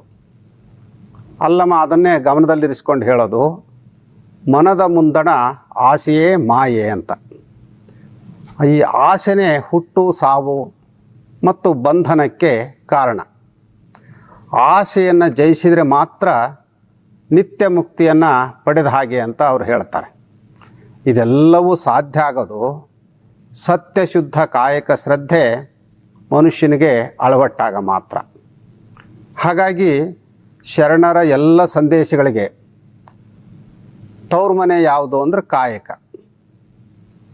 ಮಹಾದೇವಿಯಕ್ಕ ಶರಣರ ಸಂದೇಶಕ್ಕೆ ಈ ಕಾಯಕದ ಜೊತೆಗೆ ಇನ್ನೂ ಬೇರೆ ಬೇರೆ ತನ್ನದೇ ಆದಂಥ ಕೊಡುಗೆಯನ್ನು ನೀಡಿದ್ದಾಳೆ. ಆ ವಚನವನ್ನು ನೀವು ಗಮನಿಸಿ. ಸಟೆ ದಿಟವೆಂಬ ಎರಡು ಹಿಡಿದು ನಡೆಬುದೀ ಲೋಕವೆಲ್ಲವು. ಸಟೆ ದಿಟವೆಂಬ ಎರಡು ಹಿಡಿದು ನಡೆವೆನೆ ಶರಣನು. ಗುರು ಲಿಂಗ ಜಂಗಮದಲ್ಲಿ ಸಟೆಯ ಬಳಸಿದಡೆ ಅವನು ತ್ರಿವಿಧಕ್ಕೆ ದ್ರೋಹಿ. ಅಘೋರ ನರಕಿ ಉಂಬುದೆಲ್ಲ ಕಿಲ್ಬಿಷ, ತಿಂಬುದೆಲ್ಲ ಅಡಗು, ಕುಡಿಯುವುದೆಲ್ಲ ಸುರೆ, ಹುಸಿ ಎಂಬುದೇ ಹೊಲೆ. ಶಿವಭಕ್ತಂಗೆ ಹುಸಿ ಎಂಬುದುಂಟೆ ಅಯ್ಯ, ಹುಸಿಯ ನಾಡಿ ಲಿಂಗವ ಪೂಜಿಸಿದಡೆ ಹೊಳ್ಳ ಬಿತ್ತಿ ಫಲವನರಸುವಂತೆ ಕಾಣ ಚನ್ನಮಲ್ಲಿಕಾರ್ಜುನ. ಈ ವಚನದಲ್ಲಿ ಅಕ್ಕ ಶರಣನ ಲಕ್ಷಣಗಳನ್ನು ಗುರುತಿಸಿದಾಳೆ. ಮರ್ತ್ಯದ ಮಾನವರು ಸಹಜವಾಗಿಯೇ ತಮ್ಮ ಬದುಕಿನಲ್ಲಿ ಸತ್ಯ ಸುಳ್ಳು ಎರಡನ್ನೂ ಸಂದರ್ಭಕ್ಕೆ ಅನುಗುಣವಾಗಿ ಬಳಸ್ಕೊಳ್ತಾರೆ. ಏನು ಹೇಳಿದರೆ ಎಷ್ಟು ಪ್ರಯೋಜನ ಅಂತ ತೂಕ ಮಾಡ್ತಾರೆ. ಆದರೆ ಶರಣನ ವಿಧಾನ ಹೀಗಲ್ಲ. ಆತ ಲೌಕಿಕ ಜನರ ಹಾಗೆ ತೂಕ ಮಾಡೋವಂಥವನಲ್ಲ. ಎರಡು ದಂಡೆ ಮೇಲೆ ಕಾಲಿಟ್ಟು ನಡೆಯುವಂಥ ಗುಣ ಶರಣರದಲ್ಲ. ಆತ ಯಾವಾಗಲೂ ಸತ್ಯವನ್ನೇ ನುಡಿತಾನೆ, ಸತ್ಯದ ದಾರಿಯಲ್ಲೇ ನಡೀತಾನೆ. ಎಂಥ ಇಕ್ಕಟ್ಟು ಬಿಕ್ಕಟ್ಟಿನ ಪ್ರಸಂಗ ಬಂದರೂ ಕೂಡ ಸತ್ಯವನ್ನು ಬಿಡೋದಿಲ್ಲ. ಹಾಗಾಗಿನೇ ಸತ್ಯಕ್ಕೆ ಸಾವಿಲ್ಲ, ಸುಳ್ಳಿಗೆ ಸುಖವಿಲ್ಲ ಅನ್ನುವಂಥ ಗಾದೆ ಹುಟ್ಕೊಂಡಿರಬೇಕು. ಬಸವಣ್ಣವರು ಸತ್ಯವೆಂಬ ಕೂರಲಗನೆ ತಳೆದು ಸದ್ಭಕ್ತರು ಗೆದ್ದರು ಕಾಣ ಅಂತ ತಮ್ಮ ಒಂದು ವಚನದಲ್ಲಿ ಹೇಳ್ತಾರೆ. ಆ ವಚನವನದ ಆಶಯವನ್ನು ನಾವು ಗಮನಿಸಿದರೆ ಅದನ್ನು ಮತ್ತೆ ಮತ್ತೆ ನಾವು ಚಿಂತನೆ ಮಾಡಬೇಕು ಅಂತ ಅನಿಸುತ್ತೆ. ಈ ದೇವರು ಮತ್ತು ಭಕ್ತರ ನಡುವೆ ಸಂಘರ್ಷ ನಡೆಯುತ್ತೆ. ಆಗ ದೇವರು ನಿನ್ನನ್ನು ಕೊಲ್ತೇನೆ ಅಂತ ಶಪಥ ಮಾಡ್ತಾನಂತೆ. ಆದರೆ ಭಕ್ತ ನಾನೇ ಗೆಲ್ತೇನೆ ಅಂತ ಅವನು ಶಪಥ ಮಾಡ್ತಾನೆ. ಹಾಗಾದರೆ ಕೊನೆಯಲ್ಲಿ ಗೆದ್ದವ್ರು ಯಾರು? ಈ ಪ್ರಶ್ನೆಗೆ ದೇವರು ಅಂತ ಸುಲಭವಾಗಿ ನೀವು ಹೇಳಿಬಿಡ್ಬೋದು. ಆದರೆ ಬಸವಣ್ಣ ಹೇಳೋದು ಗೆದ್ದವನು ಭಕ್ತ, ಸೋತವನು ದೇವರು ಅಂತ ಹೇಳ್ತಾರೆ. ಭಕ್ತನ ಗೆಲುವಿಗೆ ಕಾರಣ ಆದದ್ದು ಏನು? ಸತ್ಯ ಅನ್ನುವಂಥ ಕೂರಲಗು. ಯಾರು ಸತ್ಯದ ದಾರಿಯಲ್ಲಿ ನಡೀತಾರೋ ಅವರು ದೇವ್ರಿಗೂ ಕೂಡ ಹೆದರಬೇಕಾಗಿಲ್ಲ. ಯಾಕೆ ಅಂದರೆ ಸತ್ಯವೇ ಇನ್ನೊಂದು ಅರ್ಥದಲ್ಲಿ ದೇವ್ರು ತಾನೇ. ಈ ನೆಲೆಯಲ್ಲಿ ಅಕ್ಕ ಹೇಳೋವಂಥದ್ದು ಸತ್ಯ ಸುಳ್ಳು ಎರಡನ್ನೂ ಹಿಡಿದುಕೊಂಡು ಬಾಳೋ ಅಂಥವನಲ್ಲ ಶರಣ. ಅವನ ಬಾಳ್ವೆ ಅಥವಾ ಬದುಕು ನಿಂತಿರೋದೇ ಸತ್ಯದ ತಳಹದಿಯ ಮೇಲೆ. ಶರಣರ ಸಂದೇಶದಂತೆ ಮನುಷ್ಯ ಮೊದಲು ಸತ್ಯದ ದಾರಿಯಲ್ಲಿ ನಡೆದು ಶರಣತ್ವವನ್ನು ಪಡಿಬೇಕು. ಅದನ್ನು ಗುರು ಲಿಂಗ ಜಂಗಮಕ್ಕಾಗಿ ಬಳಸಬೇಕು. ಅದನ್ನು ಬಿಟ್ಟು ಸುಳ್ಳನ್ನೇ ಬಳಸಿದರೆ ಆತ ಆ ಗುರು ಲಿಂಗ ಜಂಗಮ ತತ್ವಗಳಿಗೆ ದ್ರೋಹ ಬಗೆದಂತೆ ಆಗತ್ತೆ. ಅಂಥವನಿಗೆ ಅಘೋರ ನರಕ ತಪ್ಪದು ಅಂತ ಹೇಳ್ತಾರೆ. ಅಂಥವ್ನು ಏನೇ ಪ್ರಸಾದ ಅಂತ ಸ್ವೀಕರಿಸಿದರೂ ಅದು ವಿಷ ಆಗುತ್ತಂತೆ. ಗಂಗಾ ತುಂಗ ಅಥವಾ ಇವತ್ತು ಏನು ಶುದ್ಧ ಘಟಕದ ನೀರು ಅಂತ ನಾವೆಲ್ಲ ಬಳಸ್ತೇವಲ್ಲ, ಆ ನೀರು ಕೂಡ ಹೆಂಡ ಕುಡ್ದಂಗೆ ಆಗುತ್ತಂತೆ. ಹುಸಿ ಅನ್ನೋದೇ ಹೊಲೆ. ಶಿವಭಕ್ತ ಹುಸಿಯಿಂದ ಮುಕ್ತನಾದವ. ಹಾಗೆ ಮುಕ್ತನಾಗದೆ ಮಾತು ಮನಸ್ಸು ಕೃತಿಯಲ್ಲಿ ಹುಸಿಯನ್ನೇ ತುಂಬಿಕೊಂಡು ಇಷ್ಟಲಿಂಗ ಪೂಜೆ ಮಾಡಿದರೆ ಅದು ಜೊಳ್ಳು ಬೀಜ ಬಿತ್ತಿ ಒಳ್ಳೆಯ ಫಲ ಪಡಿಬೇಕು ಅಂತ ಬಯಸಿದ ಹಾಗೆ ಆಗತ್ತೆ. ಇಲ್ಲಿ ಬರುವಂಥ ಪ್ರತಿಯೊಂದು ಮಾತಿನಲ್ಲೂ ಶರಣರ ಸಂದೇಶ ಅಡಕವಾಗಿದೆ. ಎಂಥ ಸಂಕಟದ ಸಂದರ್ಭ ಬಂದರೂ ಸುಳ್ಳನ್ನು ಸತ್ಯ ಅಂತ ಸಾಧಿಸುವಂಥದ್ದು ಇದೆಯಲ್ಲ, ಅದು ಶರಣರ ಸಂದೇಶ ಅಲ್ಲ. ಶರಣರ ಸಂದೇಶವನ್ನು ಹೀಗೆ ವಿವರಿಸ್ತಾ ಹೋದರೆ ಅದೇ ಒಂದು ದೊಡ್ಡ ಪ್ರಬಂಧಕ್ಕೆ ವಸ್ತು ಆಗ್ಬೋದು. ಸರಳವಾಗಿ ಸಂಕ್ಷಿಪ್ತವಾಗಿ ಹೇಳಬೇಕು ಅಂದರೆ ಸತ್ಯದ ದಾರಿಯಲ್ಲಿ ನಡೆಯುವಂಥದ್ದು, ಕಾಯಕ ಜೀವಿ ಆಗೋದು, ಸುಳ್ಳನ್ನು ತ್ಯಜಿಸೋದು, ನಡೆ ನುಡಿ ಒಂದಾಗಿ ಬಾಳೋದು, ಸಕಲ ಜೀವಾತ್ಮರಿಗೆ ಒಳಿತನ್ನು ಬಯಸೋದು, ಆತ್ಮಸ್ತುತಿ ಪರನಿಂದೆ ಮಾಡದೇ ಇರೋದು, ಮೌಢ್ಯಗಳಿಂದ ಹೊರಬರೋದು, ಜಾತಿ ತಾರತಮ್ಯವನ್ನು ಮಾಡದೇ ಇರೋದು. ಕೊನೆಗೆ ಅವ್ರು ಹೇಳೋದು ಗಮನಿಸಬೇಕು, ಮುಗಿದ ಕೈ ಬಾಗಿದ ತಲೆಯವರಾಗಿ ಬದುಕಿನಲ್ಲಿ ಪಂಚಾಚಾರಗಳನ್ನು ಅಳವಡಿಸ್ಕೊಳ್ಳೋದು. ಹೀಗೆ ಹೇಳ್ತಾ ಹೋದರೆ ಇವುಗಳ ಪಟ್ಟಿ ಒಂದು ರೀತಿ ಹನುಮಂತನ ಬಾಲದ ಹಾಗೆ ಬೆಳೆಯಬಹುದು. ಈ ಶರಣರ ಸಂದೇಶ ಸಾರುವಲ್ಲಿ ಮಠಗಳ ಪಾತ್ರ ಏನು? ಇದು ಬಹಳ ಮುಖ್ಯವಾದಂಥ ಪ್ರಶ್ನೆ. ಇವತ್ತಿನ ದಿನಮಾನಗಳಲ್ಲಿ ಕರ್ನಾಟಕದಲ್ಲಿ ಲೆಕ್ಕ ಇಲ್ಲದಷ್ಟು ಮಠಗಳು ಅದಾವೆ. ಆ ಮಠಗಳಲ್ಲಿ ಸ್ವಾಮಿಗಳು ಇದ್ದಾರೆ. ಬಹುತೇಕ ಅವರೆಲ್ಲರೂ ಶರಣರ ಸಂದೇಶವನ್ನು ಸಾರುವಲ್ಲಿ ಮತ್ತು ವ್ಯಕ್ತಿಗತ ಬದುಕಿನಲ್ಲಿ ಆ ಸಂದೇಶವನ್ನು ಮೈಗೂಡಿಸಿಕೊಳ್ಳುವಲ್ಲಿ ಯಶಸ್ವಿಯಾಗಿದ್ದಾರೆಯೇ? ಇದಕ್ಕೆ ಉತ್ತರ ಹೇಳೋದು ತುಂಬ ಕಷ್ಟ. ಸಂದೇಶ ಸಾರುವಲ್ಲಿ ನಾವು ಹೇಳಿದ ಹಾಗೆ ಬಹುತೇಕ ಮಠಗಳು ಯಶಸ್ವಿ ಆಗಿವೆ. ಉಚಿತ ಪ್ರಸಾದ ನಿಲಯಗಳನ್ನು ತೆರೆದು ಜಾತ್ಯತೀತವಾಗಿ ಎಲ್ಲ ಮಕ್ಕಳಿಗೂ ಅನ್ನ ಪ್ರಸಾದ ನೀಡ್ತಾ ಬಂದಿವೆ. ಕೆಲವು ಮಠಗಳು ಅನ್ನದಾಸೋಹದ ಜೊತೆಗೆ ಜ್ಞಾನದಾಸೋಹವನ್ನು ಕೂಡ ಉಚಿತವಾಗಿ ನೀಡ್ತಾ ಬಂದಿರುವಂಥದ್ದು ಒಂದು ಅರ್ಥದಲ್ಲಿ ಶರಣರ ಸಂದೇಶದ ಪಾಲನೆಯ ಅಂಶನೇ ಆಗುತ್ತೆ. ಪ್ರಚಾರ ಪ್ರಸಾರ ಎರಡೂ ಸಾಕಷ್ಟು ಆಗಿವೆ, ಅದರಲ್ಲಿ ಯಾವ ಅನುಮಾನವೂ ಇಲ್ಲ. ಪ್ರಚಾರ ಪ್ರಸಾರದಲ್ಲಿ ಯಶಸ್ವಿಯಾದ ಹಾಗೆ ವ್ಯಕ್ತಿಗತ ಮತ್ತು ಸಾರ್ವಜನಿಕ ಬದುಕನ್ನು ಶುದ್ಧಿಗೊಳಿಸುವಲ್ಲಿ ಯಶಸ್ವಿ ಆಗಿದ್ದೇವೆಯೇ? ಇದು ಭಾಳ ದೊಡ್ಡ ಸಮಸ್ಯೆ. ಇಲ್ಲೇ ನಮ್ಮ ಮೂಗು ಹಿಡಿಯೋ ಅಂಥದ್ದು. ನಮ್ಮ ಪೂಜ್ಯ ಶ್ರೀ ಶಿವಕುಮಾರ ಶಿವಾಚಾರ್ಯ ಮಹಾಸ್ವಾಮಿಗಳವರು ಸಿರಿಗೆರೆಯ ತರಳಬಾಳು ಜಗದ್ಗುರು ಪೀಠದ 20ನೆಯ ಪೀಠಾಧ್ಯಕ್ಷರಾಗುವ ಮುನ್ನ ಹಾಸನ ಜಿಲ್ಲಾ ಬೇಲೂರು ತಾಲೂಕಿನ ಯಲಹಂಕ ಮಠದ ಸ್ವಾಮಿಗಳಾಗಿದ್ದರು. ಬಹುಶಃ ಅವರು ಆಗ ದಿನಚರಿ ಬರೆಯುವಂಥ ಪದ್ಧತಿಯನ್ನು ಇಟ್ಕೊಂಡಿರಬೇಕು. 1937-38ನೇ ಇಸ್ವಿಯಲ್ಲಿ ಬರೆದಂಥ ದಿನಚರಿಯನ್ನು ಈಗಿನ ತರಳಬಾಳು ಜಗದ್ಗುರು ಡಾಕ್ಟರ್ ಶಿವಮೂರ್ತಿ ಶಿವಾಚಾರ್ಯ ಮಹಾಸ್ವಾಮಿಗಳವರು ಆತ್ಮನಿವೇದನೆ ಅನ್ನುವಂಥ ಹೆಸರಿನಲ್ಲಿ ಪ್ರಕಟಿಸಿದ್ದಾರೆ. ಇದೇ ಆತ್ಮನಿವೇದನೆ. ಅಲ್ಲಿ ಬರುವಂಥ ಮಾತುಗಳು ಮಠಾಧೀಶರ ನಡವಳಿಕೆಗಳ ಬಗ್ಗೆ ಒಂದು ರೀತಿ ಹೇಸಿಗೆಯನ್ನು ಮೂಡಿಸುವಂತೆ ಇದ್ದಾವೆ. ಒಂದು ಮಠಕ್ಕೆ ಸ್ವಾಮಿಗಳಾದವರು ತಲೆ ಬೋಳಿಸಿ, ಕಾವಿ ಧರಿಸಿ, ಕಾಲು ಚಾಚಿಕೊಂಡು ಬಂದು ಭಕ್ತರಿಂದ ಹಣ್ಣು ಕಾಣಿಕೆ ಪಡೆದು ನಮಸ್ಕಾರ ಮಾಡಿಸ್ಕೊಂಡ್ರೆ ಸಾಲದು. ತಲೆ ಬೋಳಾಗುವ ಮುನ್ನ ಮನಸ್ಸು ಬೋಳಾಗಬೇಕು. ದೇಹಕ್ಕೆ ಕಾವಿ ಧರಿಸೋದಕ್ಕಿಂತ ಮೊದಲು ಇಂದ್ರಿಯಗಳಿಗೆ ಕಾವಿ ಧರಿಸ್ಬೇಕು. ಅಂತರಂಗ ಬಹಿರಂಗ ಶುದ್ಧಿಯೊಂದಿಗೆ ಭಕ್ತರಿಗೆ ಸದ್ಬೋಧನೆ ಮಾಡಬೇಕು. ಅವರ ಆಚಾರ ವಿಚಾರಗಳಲ್ಲಿ ಹೊಸತನ ಬರೋ ಹಾಗೆ ವಿವೇಕದ ನುಡಿಗಳನ್ನು ಅವ್ರಿಗೆ ಹೇಳ್ತಾ ಬರಬೇಕು. ಆದರೆ ಸ್ವಾಮಿಗಳೇ ಅವಿವೇಕದ ಕಾರ್ಯಗಳನ್ನು ಮಾಡ್ತಾ ಇದ್ದರೆ ಶರಣ ಸಂದೇಶವನ್ನು ಅವರು ಯಾರಿಗೆ ತಾನೇ ಹೇಳಲಿಕ್ಕೆ ಸಾಧ್ಯ? ಈ ಸ್ವಾಮಿಗಳನ್ನೇ ಕುರಿತು ನಮ್ಮ ಗುರುಗಳು ಈ ಆತ್ಮನಿವೇದನೆ ಕೃತಿಯಲ್ಲಿ ದಾಖಲಿಸಿರೋದನ್ನು ಗಮನಿಸ್ರಿ.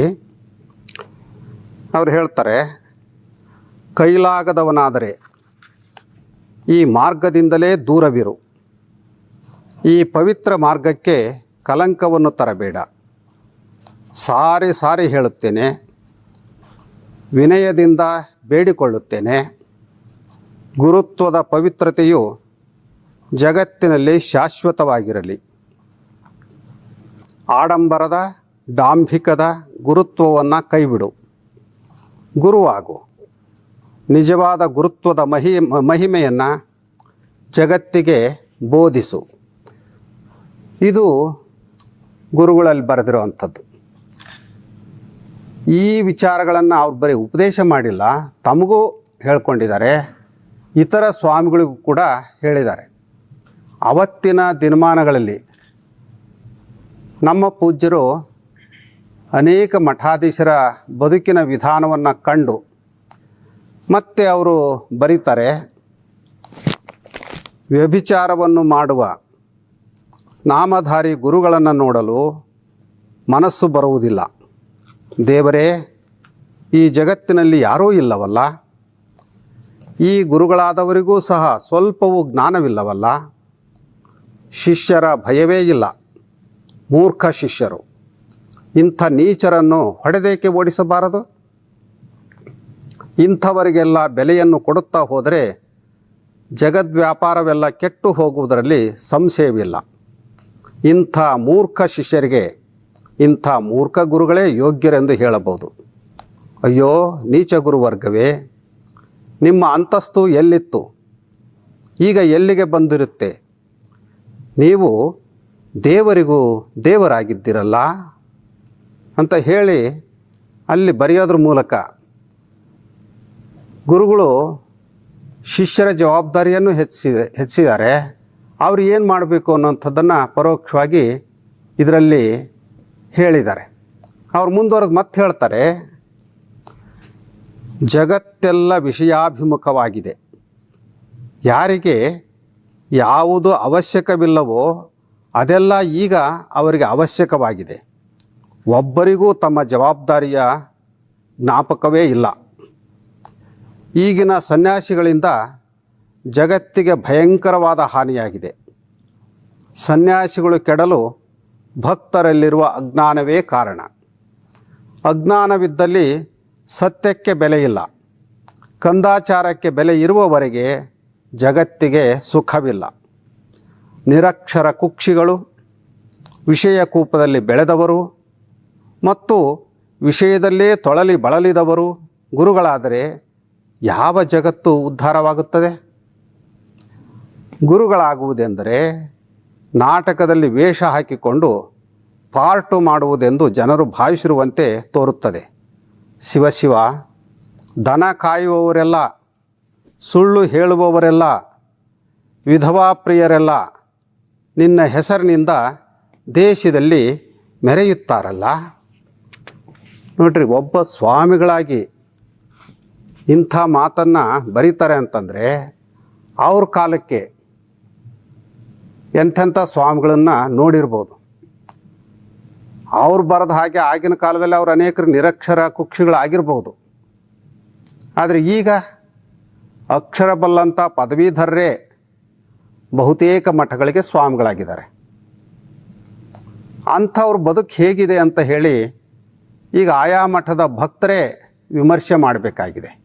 ಇದನ್ನು ಬೇರೆಯವರು ಮಾಡೋದಕ್ಕಿಂತ ಅವರು ವಿಮರ್ಶೆ ಮಾಡಿದರೆ ಅವರ ಸ್ವಾಮಿಗಳನ್ನು ಬದಲಾವಣೆ ಮಾಡಲಿಕ್ಕೆ ಸಾಧ್ಯ ಆಗುತ್ತೆ. ಅವರು ಮತ್ತೊಂದು ಕಡೆ ಹೇಳ್ತಾರೆ, ಶಿಷ್ಯರ ಹಣವನ್ನು ತೆಗೆದುಕೊಂಡು ಹೋಗಿ ಮಠದಲ್ಲಿರುವ ತಮ್ಮ ಅಣ್ಣ ತಮ್ಮಂದಿರ ಹೆಂಡರು ಮಕ್ಕಳುಗಳಿಗೆ ಹಾಕುವ ನಾಮಧಾರಿ ಗುರುಗಳು ಸಮಾಜದಿಂದ ತೊಲಗದವರೆಗೆ ನಮಗೆ ಕಲ್ಯಾಣವಿಲ್ಲ. ಇವರು ಅಣ್ಣ ತಮ್ಮಂದಿರ ಹೆಂಡತಿಯರಲ್ಲಿ ಪ್ರೇಮವನ್ನು ಬೆಳೆಸಿಕೊಂಡು ಅವರ ಗಂಡಂದರಿಗೆ ದುಡಿಯುವುದನ್ನಾದರೂ ತಪ್ಪಿಸುತ್ತಾರೆ ಎಂಬುದೊಂದು ಮಹೋಪಕಾರವೆಂದೇ ಭಾವಿಸಬೇಕಾಗಿದೆ. ಮುಂದೆ ಅವರು ಎಷ್ಟು ಕಠೋರವಾಗಿ ಪದಗಳನ್ನು ಬಳಸ್ತಾರೆ. ಮಠಗಳಲ್ಲಿ ಸಂಭೋಗ, ತೊಟ್ಟಿಲು ಕಟ್ಟುವುದು ಇತ್ಯಾದಿ ಗೃಹಸ್ಥ ಧರ್ಮ ಕಾರ್ಯಗಳು ನಡೆಯುವಾಗ ಆ ಮಠಗಳು ಪಾಪಕ್ಷೇತ್ರಗಳಾಗುವುದರಲ್ಲಿ ಸಂದೇಹವಿಲ್ಲ. ಆ ಪಾಪಕ್ಷೇತ್ರಗಳಿಗೆ ಬಂದು ನಮಸ್ಕರಿಸುವ ಶಿಷ್ಯವರ್ಗಕ್ಕೆ ಕಲ್ಯಾಣವಾಗುತ್ತದೆ ಎಂಬುದು ಶುದ್ಧ ಅಸಂಗತ. ನೋಡಿ, ಇಲ್ಲಿ ಅವರು ತಮ್ಮ ಸಾತ್ವಿಕ ಆಕ್ರೋಶದ ಜೊತೆಗೆ ತಮ್ಮ ಮನಸ್ಸಿನ ನೋವನ್ನು ಕೂಡ ಹಂಚಿಕೊಂಡಿದ್ದಾರೆ. ಅಷ್ಟಕ್ಕೂ ಅವ್ರಿಗೆ ಸಮಾಧಾನ ಆಗಿಲ್ಲ. ಮತ್ತೆ ಮುಂದುವರೆದು ಹೇಳ್ತಾರೆ, ಈಗಿನ ಗುರುಗಳು ಮಾಡಿದಷ್ಟು ಪಾಪವನ್ನು ಮತ್ತಾರೂ ಮಾಡುತ್ತಾ ಇಲ್ಲ. ಎಲೈ ಮೂರ್ಖ ಶಿಷ್ಯ ಸಮುದಾಯವೇ, ನಿಮಗೇನು ಹುಚ್ಚು ಹಿಡಿದಿದೆ? ಭ್ರಷ್ಟರನ್ನು ಪೂಜಿಸಿ ಪರಮೇಶ್ವರನ ರಾಜ್ಯದಲ್ಲಿ ಅಸತ್ಯಕ್ಕೆ ಬೆಲೆಯನ್ನು ಏರಿಸುತ್ತಿರುವಿರಲ್ಲ, ಸತ್ಯವನ್ನು ಜೀವಸಹಿತ ಹುಣುತ್ತಿರುವಿರಲ್ಲ. ನೀವು ಭ್ರಾಂತರಾಗಿರುವಿರಿ. ನೀಚ ಗುರುವರ್ಗ, ಅಧಮ ಗುರುವರ್ಗ, ಜಗದ್ರೋಹಿ, ನಿನಗೆ ಧಿಕ್ಕಾರ. ಈ ರೀತಿ ಯಾವ ಬಂಡಾಯ ಸಾಹಿತಿಯೂ ಕೂಡ ಹೇಳಲಿಕ್ಕೆ ಸಾಧ್ಯ ಇಲ್ಲ. ಅಂದರೆ ಆ ಕಾಲಕ್ಕೇ ಅವರಲ್ಲಿ ಹೇಗೆ ಬಂಡಾಯ ಪ್ರಜ್ಞೆ ಮೂಡಿತ್ತು ಅನ್ನೋದನ್ನು ನೀವು ಗಮನಿಸಬೇಕು. ಅವ್ರು ಮತ್ತೆ ಹೇಳ್ತಾರೆ, ಮುಂದೂ ಗುರುಸ್ಥಾನಕ್ಕೆ ಬರುವ ಮಾನವ, ನೀನು ಗುರುತ್ವದ ಗೌರವವನ್ನು ಕಾಪಾಡಲು ಅಸಮರ್ಥನಾದರೆ ಅದರ ಮರ್ಯಾದೆ ರಕ್ಷಣೆಗಾಗಿ ಅಧಿಕಾರವನ್ನು ಬಿಟ್ಟು ಸಂಸಾರಿಯಾಗು. ಖಂಡಿತವಾಗಿಯೂ ದುರಭಿಮಾನಿ ಗುರುವಾಗಬೇಡ. ಬಿಸಾಡಿ ಬಿಡುವುದು ಅಗೌರವವೂ ಅಲ್ಲ, ಅಹಿತವೂ ಅಲ್ಲ. ನಾನು ನಿನಗೆ ಸತ್ಯಹಿತವನ್ನು ಹೇಳಿರುತ್ತೇನೆ. ಗುರುಮಾರ್ಗಕ್ಕೆ ಕಲಂಕವನ್ನು ತರಬೇಡ. ನಡೆ, ದೂರ ನಡೆ ಪಾಪಿ. ನೋಡಿ ಹೇಗೆ ಅವರು ಅವತ್ತಿನ ಗುರುವರ್ಗ ಮತ್ತು ಅವತ್ತಿನ ಶಿಷ್ಯವರ್ಗಕ್ಕೆ ಮಾರ್ಗದರ್ಶನ ಮಾಡ್ತೀವಿ ಅಂತ ಏನು ಅವ್ರು ಬರೆದರಲ್ಲ. ತಮ್ಮ ಮನಸ್ಸಿನ ಅಂತರಂಗವನ್ನು ತಮ್ಮ ದಿನಚರಿಯಲ್ಲಿ ಮೂಡಿಸಿದ್ದಾರೆ ಅಷ್ಟೇ. ಆ ದಿನಚರಿಯನ್ನು ಇವತ್ತು ನೀವು ಓದ್ತಾ ಇದ್ದೀವಿ. ಅಂದರೆ ಅವತ್ತಿನ ಎಲ್ಲ ಗುರುಗಳ ಬಣ್ಣವನ್ನು ಬಯಲು ಮಾಡಿ ಶಿಷ್ಯರು ಹೇಗಿರಬೇಕು ಅನ್ನುವಂಥ ಜಾಗೃತಿಯನ್ನು ಮೂಡಿಸುವಂಥ ಕೆಲಸ ಈ ಆತ್ಮನಿವೇದನೆ ಕೃತಿಯಲ್ಲಿ ಇನ್ನೂ ನೀವು ನೋಡ್ತಾ ಹೋದರೆ ಅನೇಕ ಸತ್ಯ ಸಂಗತಿಗಳನ್ನು ಅವರು ಇದರಲ್ಲಿ ಬಯಲು ಮಾಡಿದ್ದಾರೆ. ನಿಜಕ್ಕೂ ಮಠಗಳ ಜವಾಬ್ದಾರಿ ತುಂಬ ಗುರುತರವಾದದ್ದು. ಕೇವಲ ಭಕ್ತರಿಂದ ಬರೋ ಆದಾಯಕ್ಕೆ ಕೈ ಚಾಚುವಂಥದ್ದು, ಬಾಯಿ ಬಿಡುವಂಥದ್ದು ಅಲ್ಲ. ಬದಲಾಗಿ ನಿಷ್ಠೆ ಮತ್ತು ನಿಷ್ಠುರತೆಯನ್ನು ಮೈಗೂಡಿಸ್ಕೊಂಡು ಮೊದಲು ತಮ್ಮ ಬದುಕನ್ನು ಶುದ್ಧವಾಗಿಟ್ಕೊಳ್ಬೇಕು.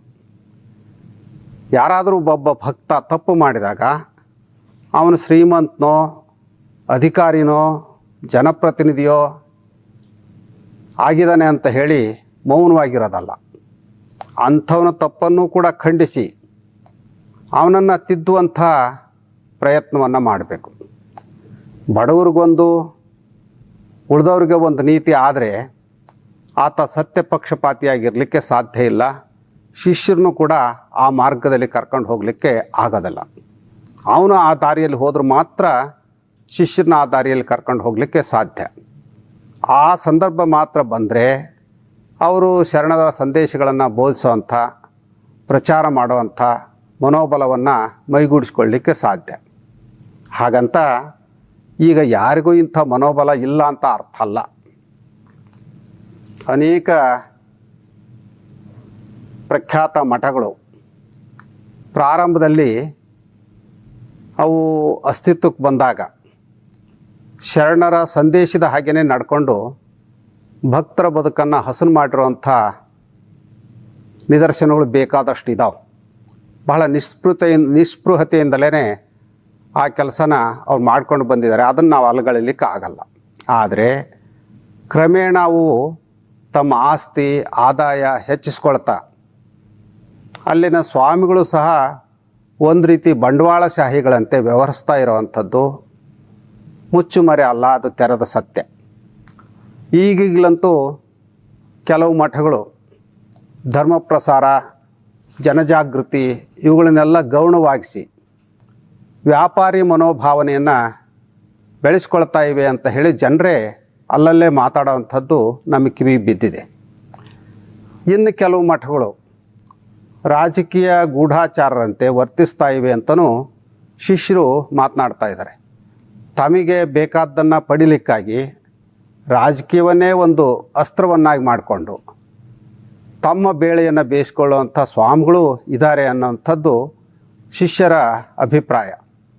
ಅಂಥವ್ರಿಗೆ ಶರಣ ಸಂದೇಶ ಒಗ್ಗೋದಾದರೂ ಹೇಗೆ? ಮಠದಲ್ಲಿ ಸರ್ವರಿಗೂ ಮುಕ್ತ ಅವಕಾಶ ಇರಬೇಕು, ಇದೆ. ಆದರೆ ಮಠದ ಮಠ ಆಗಲಿ, ಅಲ್ಲಿ ಆಸ್ತಿ ಆಗಲಿ ಸ್ವಾಮಿಗಳದು ಅಂತ ಅಲ್ಲ, ಅದು ಭಕ್ತರ ಆಸ್ತಿ ಅನ್ನುವಂಥ ಪ್ರಜ್ಞೆ ಇರಬೇಕು. ಸ್ವಾಮಿಗಳು ಭಕ್ತರ ಸರ್ವಾಂಗೀಣ ಅಭಿವೃದ್ಧಿಗಾಗಿ ಹೋರಾಟ ಮಾಡಬೇಕು. ಮತ್ತಲ್ಲಿ ಶ್ರೀಮಂತ ಬಡವ, ವಿದ್ಯಾವಂತ ಅವಿದ್ಯಾವಂತ, ಮತದಾರ ನೇತಾರ ಈ ರೀತಿಯ ತಾರತಮ್ಯ ಮಾಡದೆ ಎಲ್ಲರನ್ನೂ ಸಮಾನವಾಗಿ ಕಾಣುವಂಥ ಹೃದಯವಂತಿಕೆ ಸ್ವಾಮಿಗಳದಾಗಿರಬೇಕು. ಆಗ ಮಾತ್ರ ಶರಣ ಸಂದೇಶವನ್ನು ಭಕ್ತರ ಮನದಲ್ಲಿ ಬಿತ್ತಲಿಕ್ಕೆ ಸಾಧ್ಯ. ನಮ್ಮ ಮಠದ ಮೂಲ ಪುರುಷ ವಿಶ್ವಬಂಧು ಮರುಳಸಿದ್ಧರು, ಆ ಮರುಳಸಿದ್ಧರಿಂದ ಪ್ರಾರಂಭವಾದಂಥ ತರಳಬಾಳು ಜಗದ್ಗುರು ಬೃಹನ್ಮಠದ ಎಲ್ಲ ಗುರುವರ್ಗದವರು ತಮ್ಮ ಮೂಲಪೀಠದ ಗುರುವಿನ ಆಶಯ ಮತ್ತು ಬಸವಾದಿ ಶಿವಶರಣರ ಸಂದೇಶದಂತೆ ಭಕ್ತರನ್ನು ಸನ್ಮಾರ್ಗದಲ್ಲಿ ಕರೆದೊಯ್ಯುವಂಥ ಮತ್ತು ಸಮಾಜದ ಉನ್ನತಿಯನ್ನು ಸಾಧಿಸುವಂಥ ಮಾರ್ಗವನ್ನು ಇದುವರೆಗೂ ಮುಂದುವರಿಸ್ಕೊಂಡೇ ಬಂದಿರೋವಂಥದ್ದು ಅಭಿಮಾನ ಪಡೋ ಸಂಗತಿ. ಪೂಜ್ಯ ಶ್ರೀ ಶಿವಕುಮಾರ ಶಿವಾಚಾರ್ಯ ಮಹಾಸ್ವಾಮಿಗಳವರು ನಮ್ಮ ತರಳಬಾಳು ಪೀಠಕ್ಕೆ ಬಂದಿದ್ದು 1940ರಲ್ಲಿ. ಆಗ ಸಿರಿಗೆರೆ ಮಠವನ್ನು ದುಗ್ಗಾಣಿ ಮಠ ಅಂತ ಅನೇಕರು ಹೀಯಾಳಿಸ್ತಾ ಇದ್ದರು. ನಮ್ಮ ಗುರುಗಳು ತಮ್ಮ ಸತತ ಪರಿಶ್ರಮದ ಮೂಲಕ ದುಗ್ಗಾಣಿ ಮಠವನ್ನು ದುಡಿಯೋ ಮಠವನ್ನಾಗಿಸಿದರು. ಶಿಷ್ಯರಲ್ಲಿರುವಂಥ ಮೌಢ್ಯಗಳನ್ನು ಕಳೆಯುವಂಥ ಪ್ರಯತ್ನ ಮಾಡಿದರು. ಭಕ್ತರಲ್ಲಿ ಕಾಯಿಕ ಶ್ರದ್ಧೆಯನ್ನು ಬೆಳೆಸಿದರು. ಅಜ್ಞಾನ ಮತ್ತು ಅನಕ್ಷರತೆಯೇ ಎಲ್ಲ ಅನಾಹುತಗಳಿಗೆ ತೊಟ್ಟಿಲು. ಶಿಷ್ಯರು ಮೊದಲು ಅಕ್ಷರವಂತರಾಗಬೇಕು ಅಂತ ಹೇಳಿ ಗ್ರಾಮೀಣ ಪ್ರದೇಶಗಳಲ್ಲಿ ಶಾಲಾ ಕಾಲೇಜುಗಳನ್ನು ತೆರೆದರು. ಮಠ ಮತ್ತು ವಿದ್ಯಾರ್ಥಿ ನಿಲಯಗಳಲ್ಲಿ ಯಾವುದೇ ಜಾತಿಯ ತಾರತಮ್ಯ ಇಲ್ಲದೆ ಎಲ್ಲ ಮಕ್ಕಳನ್ನು ಸಮಾನವಾಗಿ ಬೆಳೆಸಿದರು, ಊಟ ಮಾಡಿಸಿದರು, ಸಂಸ್ಕಾರವನ್ನು ಕೊಟ್ಟರು. ಮತ್ತು ಅವ್ರಿಗೆ ಇನ್ನೂ ಹೆಚ್ಚಿನ ಸಂಸ್ಕಾರವನ್ನು ಕೊಡಬೇಕು ಅಂತ ಹೇಳಿ ವಚನ ಮಂಟಪ ಅಂತ ಹೇಳಿ ಅದರ ಅಡಿಯಲ್ಲಿ ವಿದ್ಯಾರ್ಥಿಗಳಿಗಾಗಿಯೇ ವಚನ ಪರಿಚಯ, ವಚನ ಪ್ರವೇಶ, ವಚನ ವಿಶಾರದ, ವಚನ ಪ್ರವೀಣ ಅನ್ನುವಂಥ ಪರೀಕ್ಷೆಗಳನ್ನು ಎಲ್ಲ ಶಾಲಾ ಕಾಲೇಜುಗಳಲ್ಲಿ ಪ್ರಾರಂಭ ಮಾಡಿದರು.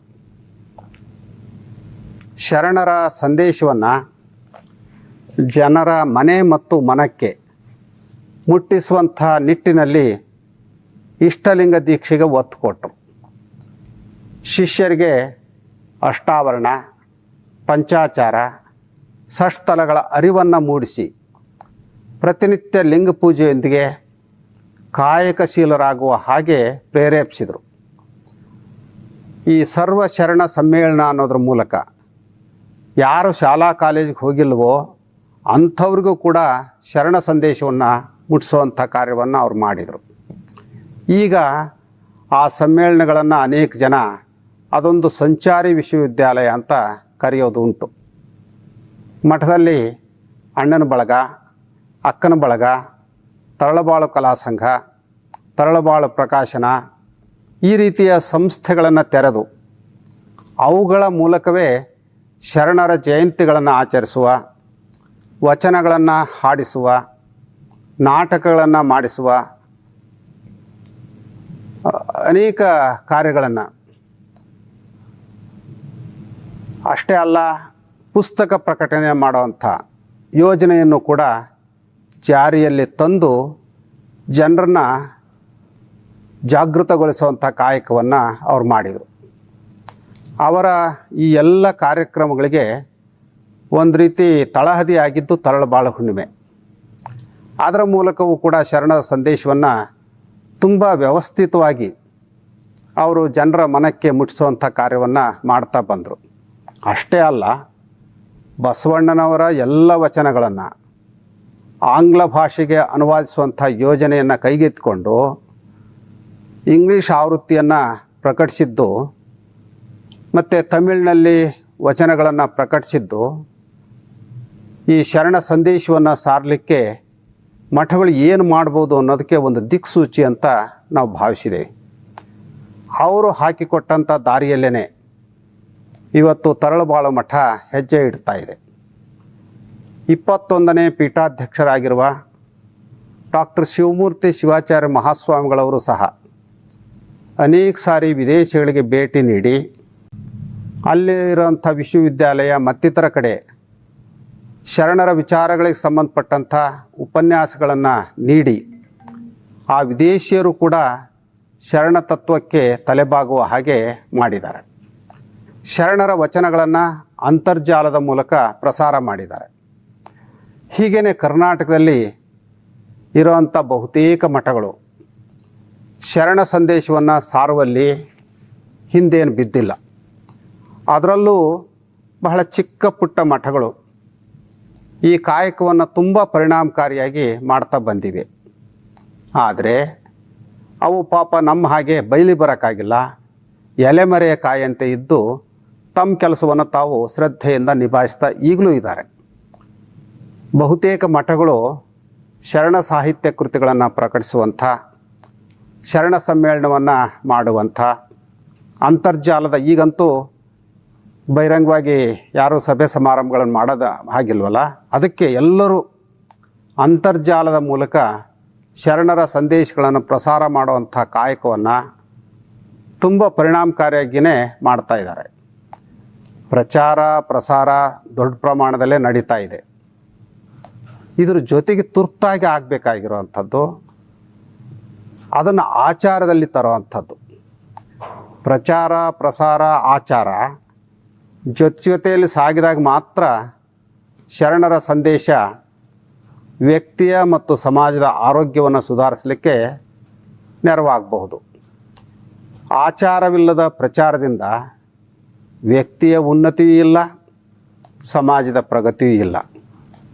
ಶರಣರು ಒತ್ತು ಕೊಟ್ಟಿದ್ದು ಈ ಸಂದೇಶಗಳಲ್ಲಿ, ಅವರ ಒತ್ತು ಕೊಟ್ಟಂಥ ಸಂದೇಶಗಳಲ್ಲಿ ಪ್ರಮುಖವಾದಂಥವು ಜಾತಿಯ ನಿವಾರಣೆ, ಮೌಢ್ಯಗಳ ವಿನಾಶ, ದುಶ್ಚಟದಿಂದ ಜನರನ್ನು ಮುಕ್ತಗೊಳಿಸೋದು.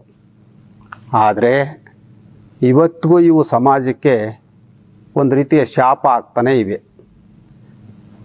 ಶರಣ ಸಂದೇಶ ಏನು ಅಂತ ಎಲ್ಲರಿಗೂ ಗೊತ್ತಿದೆ, ಆದರೆ ಪ್ರಯೋಗದಲ್ಲಿ ಬರ್ತಾ ಇಲ್ಲ. ರಾಜಕೀಯ ನೇತಾರರು, ನಮ್ಮ ಅಧ್ಯಾಪಕರು, ಉಪನ್ಯಾಸಕರು ಶರಣರ ಸಂದೇಶವನ್ನು ತುಂಬ ಪರಿಣಾಮಕಾರಿಯಾಗಿ ಎಲ್ಲರಿಗೂ ಪ್ರಭಾವ ಬೀರೋ ಹಾಗೆ ಉಪನ್ಯಾಸ ನೀಡಬಲ್ಲರು. ಆದರೆ ಅಂಥವರೇ ಅನೇಕರು ಅವುಗಳಂತೆ ತಮ್ಮ ವೈಯಕ್ತಿಕ ಬದುಕನ್ನು ಕಟ್ಟಿಕೊಳ್ಳುವಂಥ ಸಂದರ್ಭದಲ್ಲಿ ಸೋಲ್ತಾ ಇದ್ದಾರೆ. ಎಷ್ಟೋ ಜನ ಅಧ್ಯಾಪಕರನ್ನೇ ನಾವು ನೋಡಿದ್ದೀವಿ,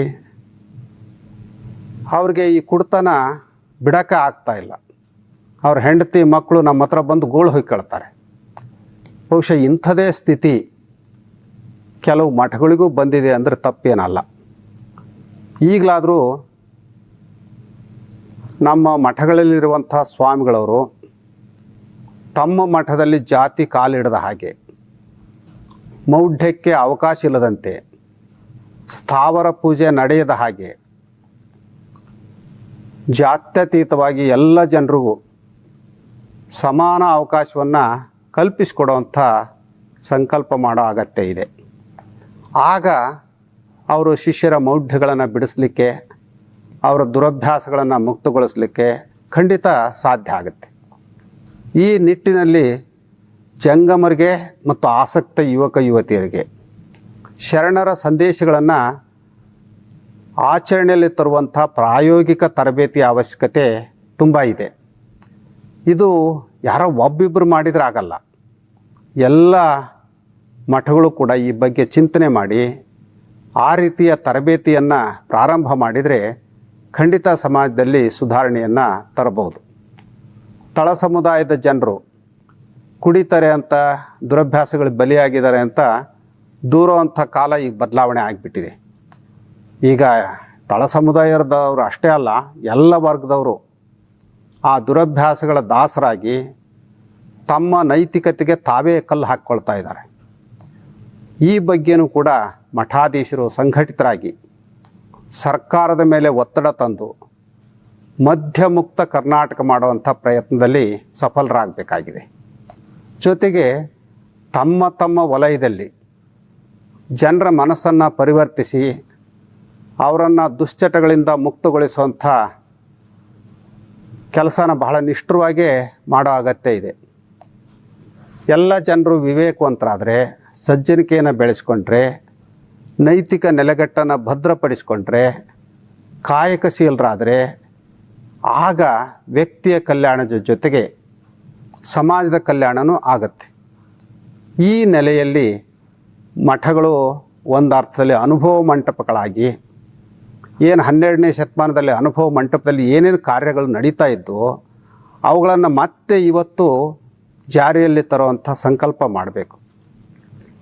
ಆಗಲೇ ಕಲ್ಯಾಣ ರಾಜ್ಯ ನೆಲೆಗೊಳ್ಳಲಿಕ್ಕೆ, ಶರಣರ ಸಂದೇಶವನ್ನು ಮುಟ್ಟಿಸಲಿಕ್ಕೆ ಮಠಗಳು ತುಂಬ ಕೆಲಸ ಮಾಡಲಿಕ್ಕೆ ಸಾಧ್ಯ ಆಗುತ್ತೆ.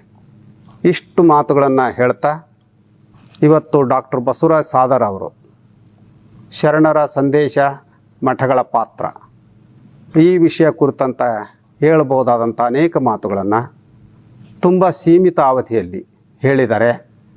ಕಲಾವಿದರು ವಚನಗಳನ್ನು ಹಾಡಿದ್ದಾರೆ.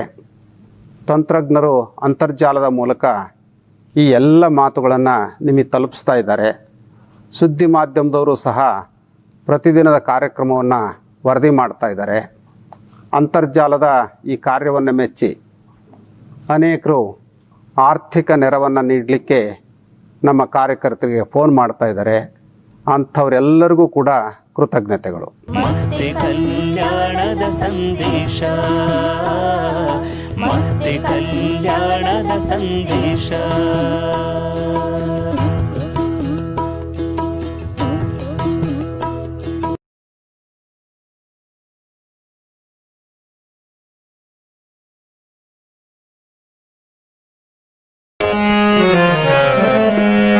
ಜಯ ಕಲ್ಯಾಣಕ್ಕೆ ಜಯ ಕಲ್ಯಾಣಕ್ಕೆ ಜಯ ಕಲ್ಯಾಣಕ್ಕೆ ಜಯ ಹೇ.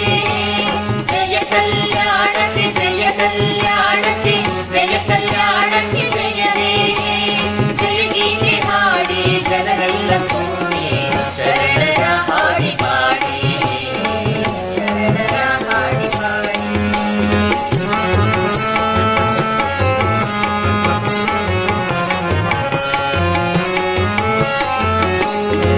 ಭಕ್ತಿಯ ಭಂಡಾರಿ ಬಸವಣ್ಣನಿಂದ ಕನ್ನಡದ ಪುಣ್ಯ ನಾಡು. ಭಕ್ತಿಯ ಭಂಡಾರಿ ಬಸವಣ್ಣನಿಂದ ಕನ್ನಡದ ಪುಣ್ಯ ನಾಡು. ವೈರಗೆ ಹಿರಿಯಕ್ಕ ಅಲ್ಲವ ಪ್ರಭು, ವೈರಗೆ ಹಿರಿಯಕ್ಕ ಅಲ್ಲವ ಪ್ರಭು, ಬೆರೆದಂತ ಕಲ್ಯಾಣ ನಾಡು, ಬೆರೆದಂತ ಕಲ್ಯಾಣ ನಾಡು. ಜಯ ಕಲ್ಯಾಣಕ್ಕೆ ಜಯ ಕಲ್ಯಾಣಕ್ಕೆ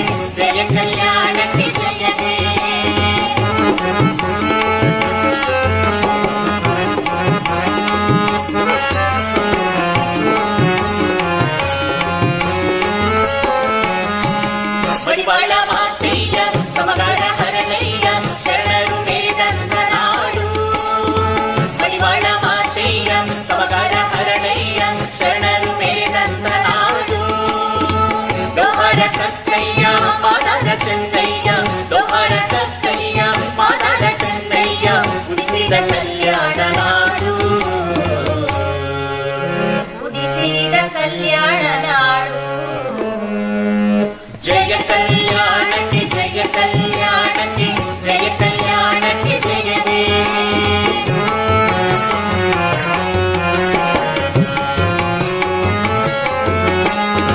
ಮದುವಯ್ಯ ಹರಳಯ್ಯ ಉಭಯರು ಕೂಡಿ ಜಾತಿಗೆ ಸವಾಲು ಹೂಡಿ, ಮದುವಯ್ಯ ಹರಳಯ್ಯ ಉಭಯರು ಕೂಡಿ ಜಾತಿಗೆ ಸವಾಲು ಹೂಡಿ, ನೀಲಶೀಲರು ಒಟ್ಟಾಗಿ ಕೂಡಿ, ನೀಲಶೀಲರು ಒಟ್ಟಾಗಿ ಕೂಡಿ ತೋರಿದರು ಕಲ್ಯಾಣ ಮಾಡಿ,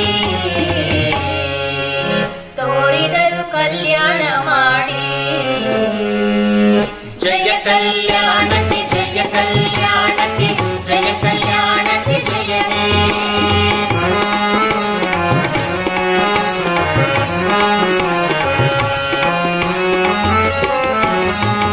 ಜಗಕ್ಕಾಯ್ತು ಕಲ್ಯಾಣ ನಮಗಾಯ್ತು ಕಲ್ಯಾಣ ಕನ್ನಡದ ಕಲ್ಯಾಣವಾಯ್ತು, ಜಗಕ್ಕಾಯ್ತು ಕಲ್ಯಾಣ ನಮಗಾಯ್ತು ಕಲ್ಯಾಣ ಕನ್ನಡದ ಕಲ್ಯಾಣವಾಯ್ತು. ಸಕಲರ ಕಲ್ಯಾಣ ತೋರುವ ಈ ಊರು, ಸಕಲರ ಕಲ್ಯಾಣ ತೋರುವ ಈ ಊರು ಕಲ್ಯಾಣ ಪಟ್ಟಣವಾಯ್ತು, ಕಲ್ಯಾಣ ಪಟ್ಟಣವಾಯ್ತು. ಜಯ ಕಲ್ಯಾಣಕ್ಕೆ ಜಯ ಕಲ್ಯಾಣಕ್ಕೆ ಜಯ ಕಲ್ಯಾಣಕ್ಕೆ ಜಯವೇ. ಜಯ ಕಲ್ಯಾಣಕ್ಕೆ ಜಯ ಕಲ್ಯಾಣಕ್ಕೆ ಜಯ ಕಲ್ಯಾಣಕ್ಕೆ ಜಯವೇ. ಜಯ ಗೀತೆ ಹಾಡಿ ಜನವೆಲ್ಲ ಕೂಡಿ ಶರಣರ ಹಾಡಿ ಪಾಡಿ, ಶರಣರ ಹಾಡಿ ಪಾಡಿ. ಶರಣರ ಹಾಡಿ ಪಾಡಿ. ಮತ್ತೆ ಕಲ್ಯಾಣದ ಸಂದೇಶ ಸಂದೇಶ, ಮತ್ತೆ ಕಲ್ಯಾಣದ ಸಂದೇಶ, ಮತ್ತೆ ಕಲ್ಯಾಣದ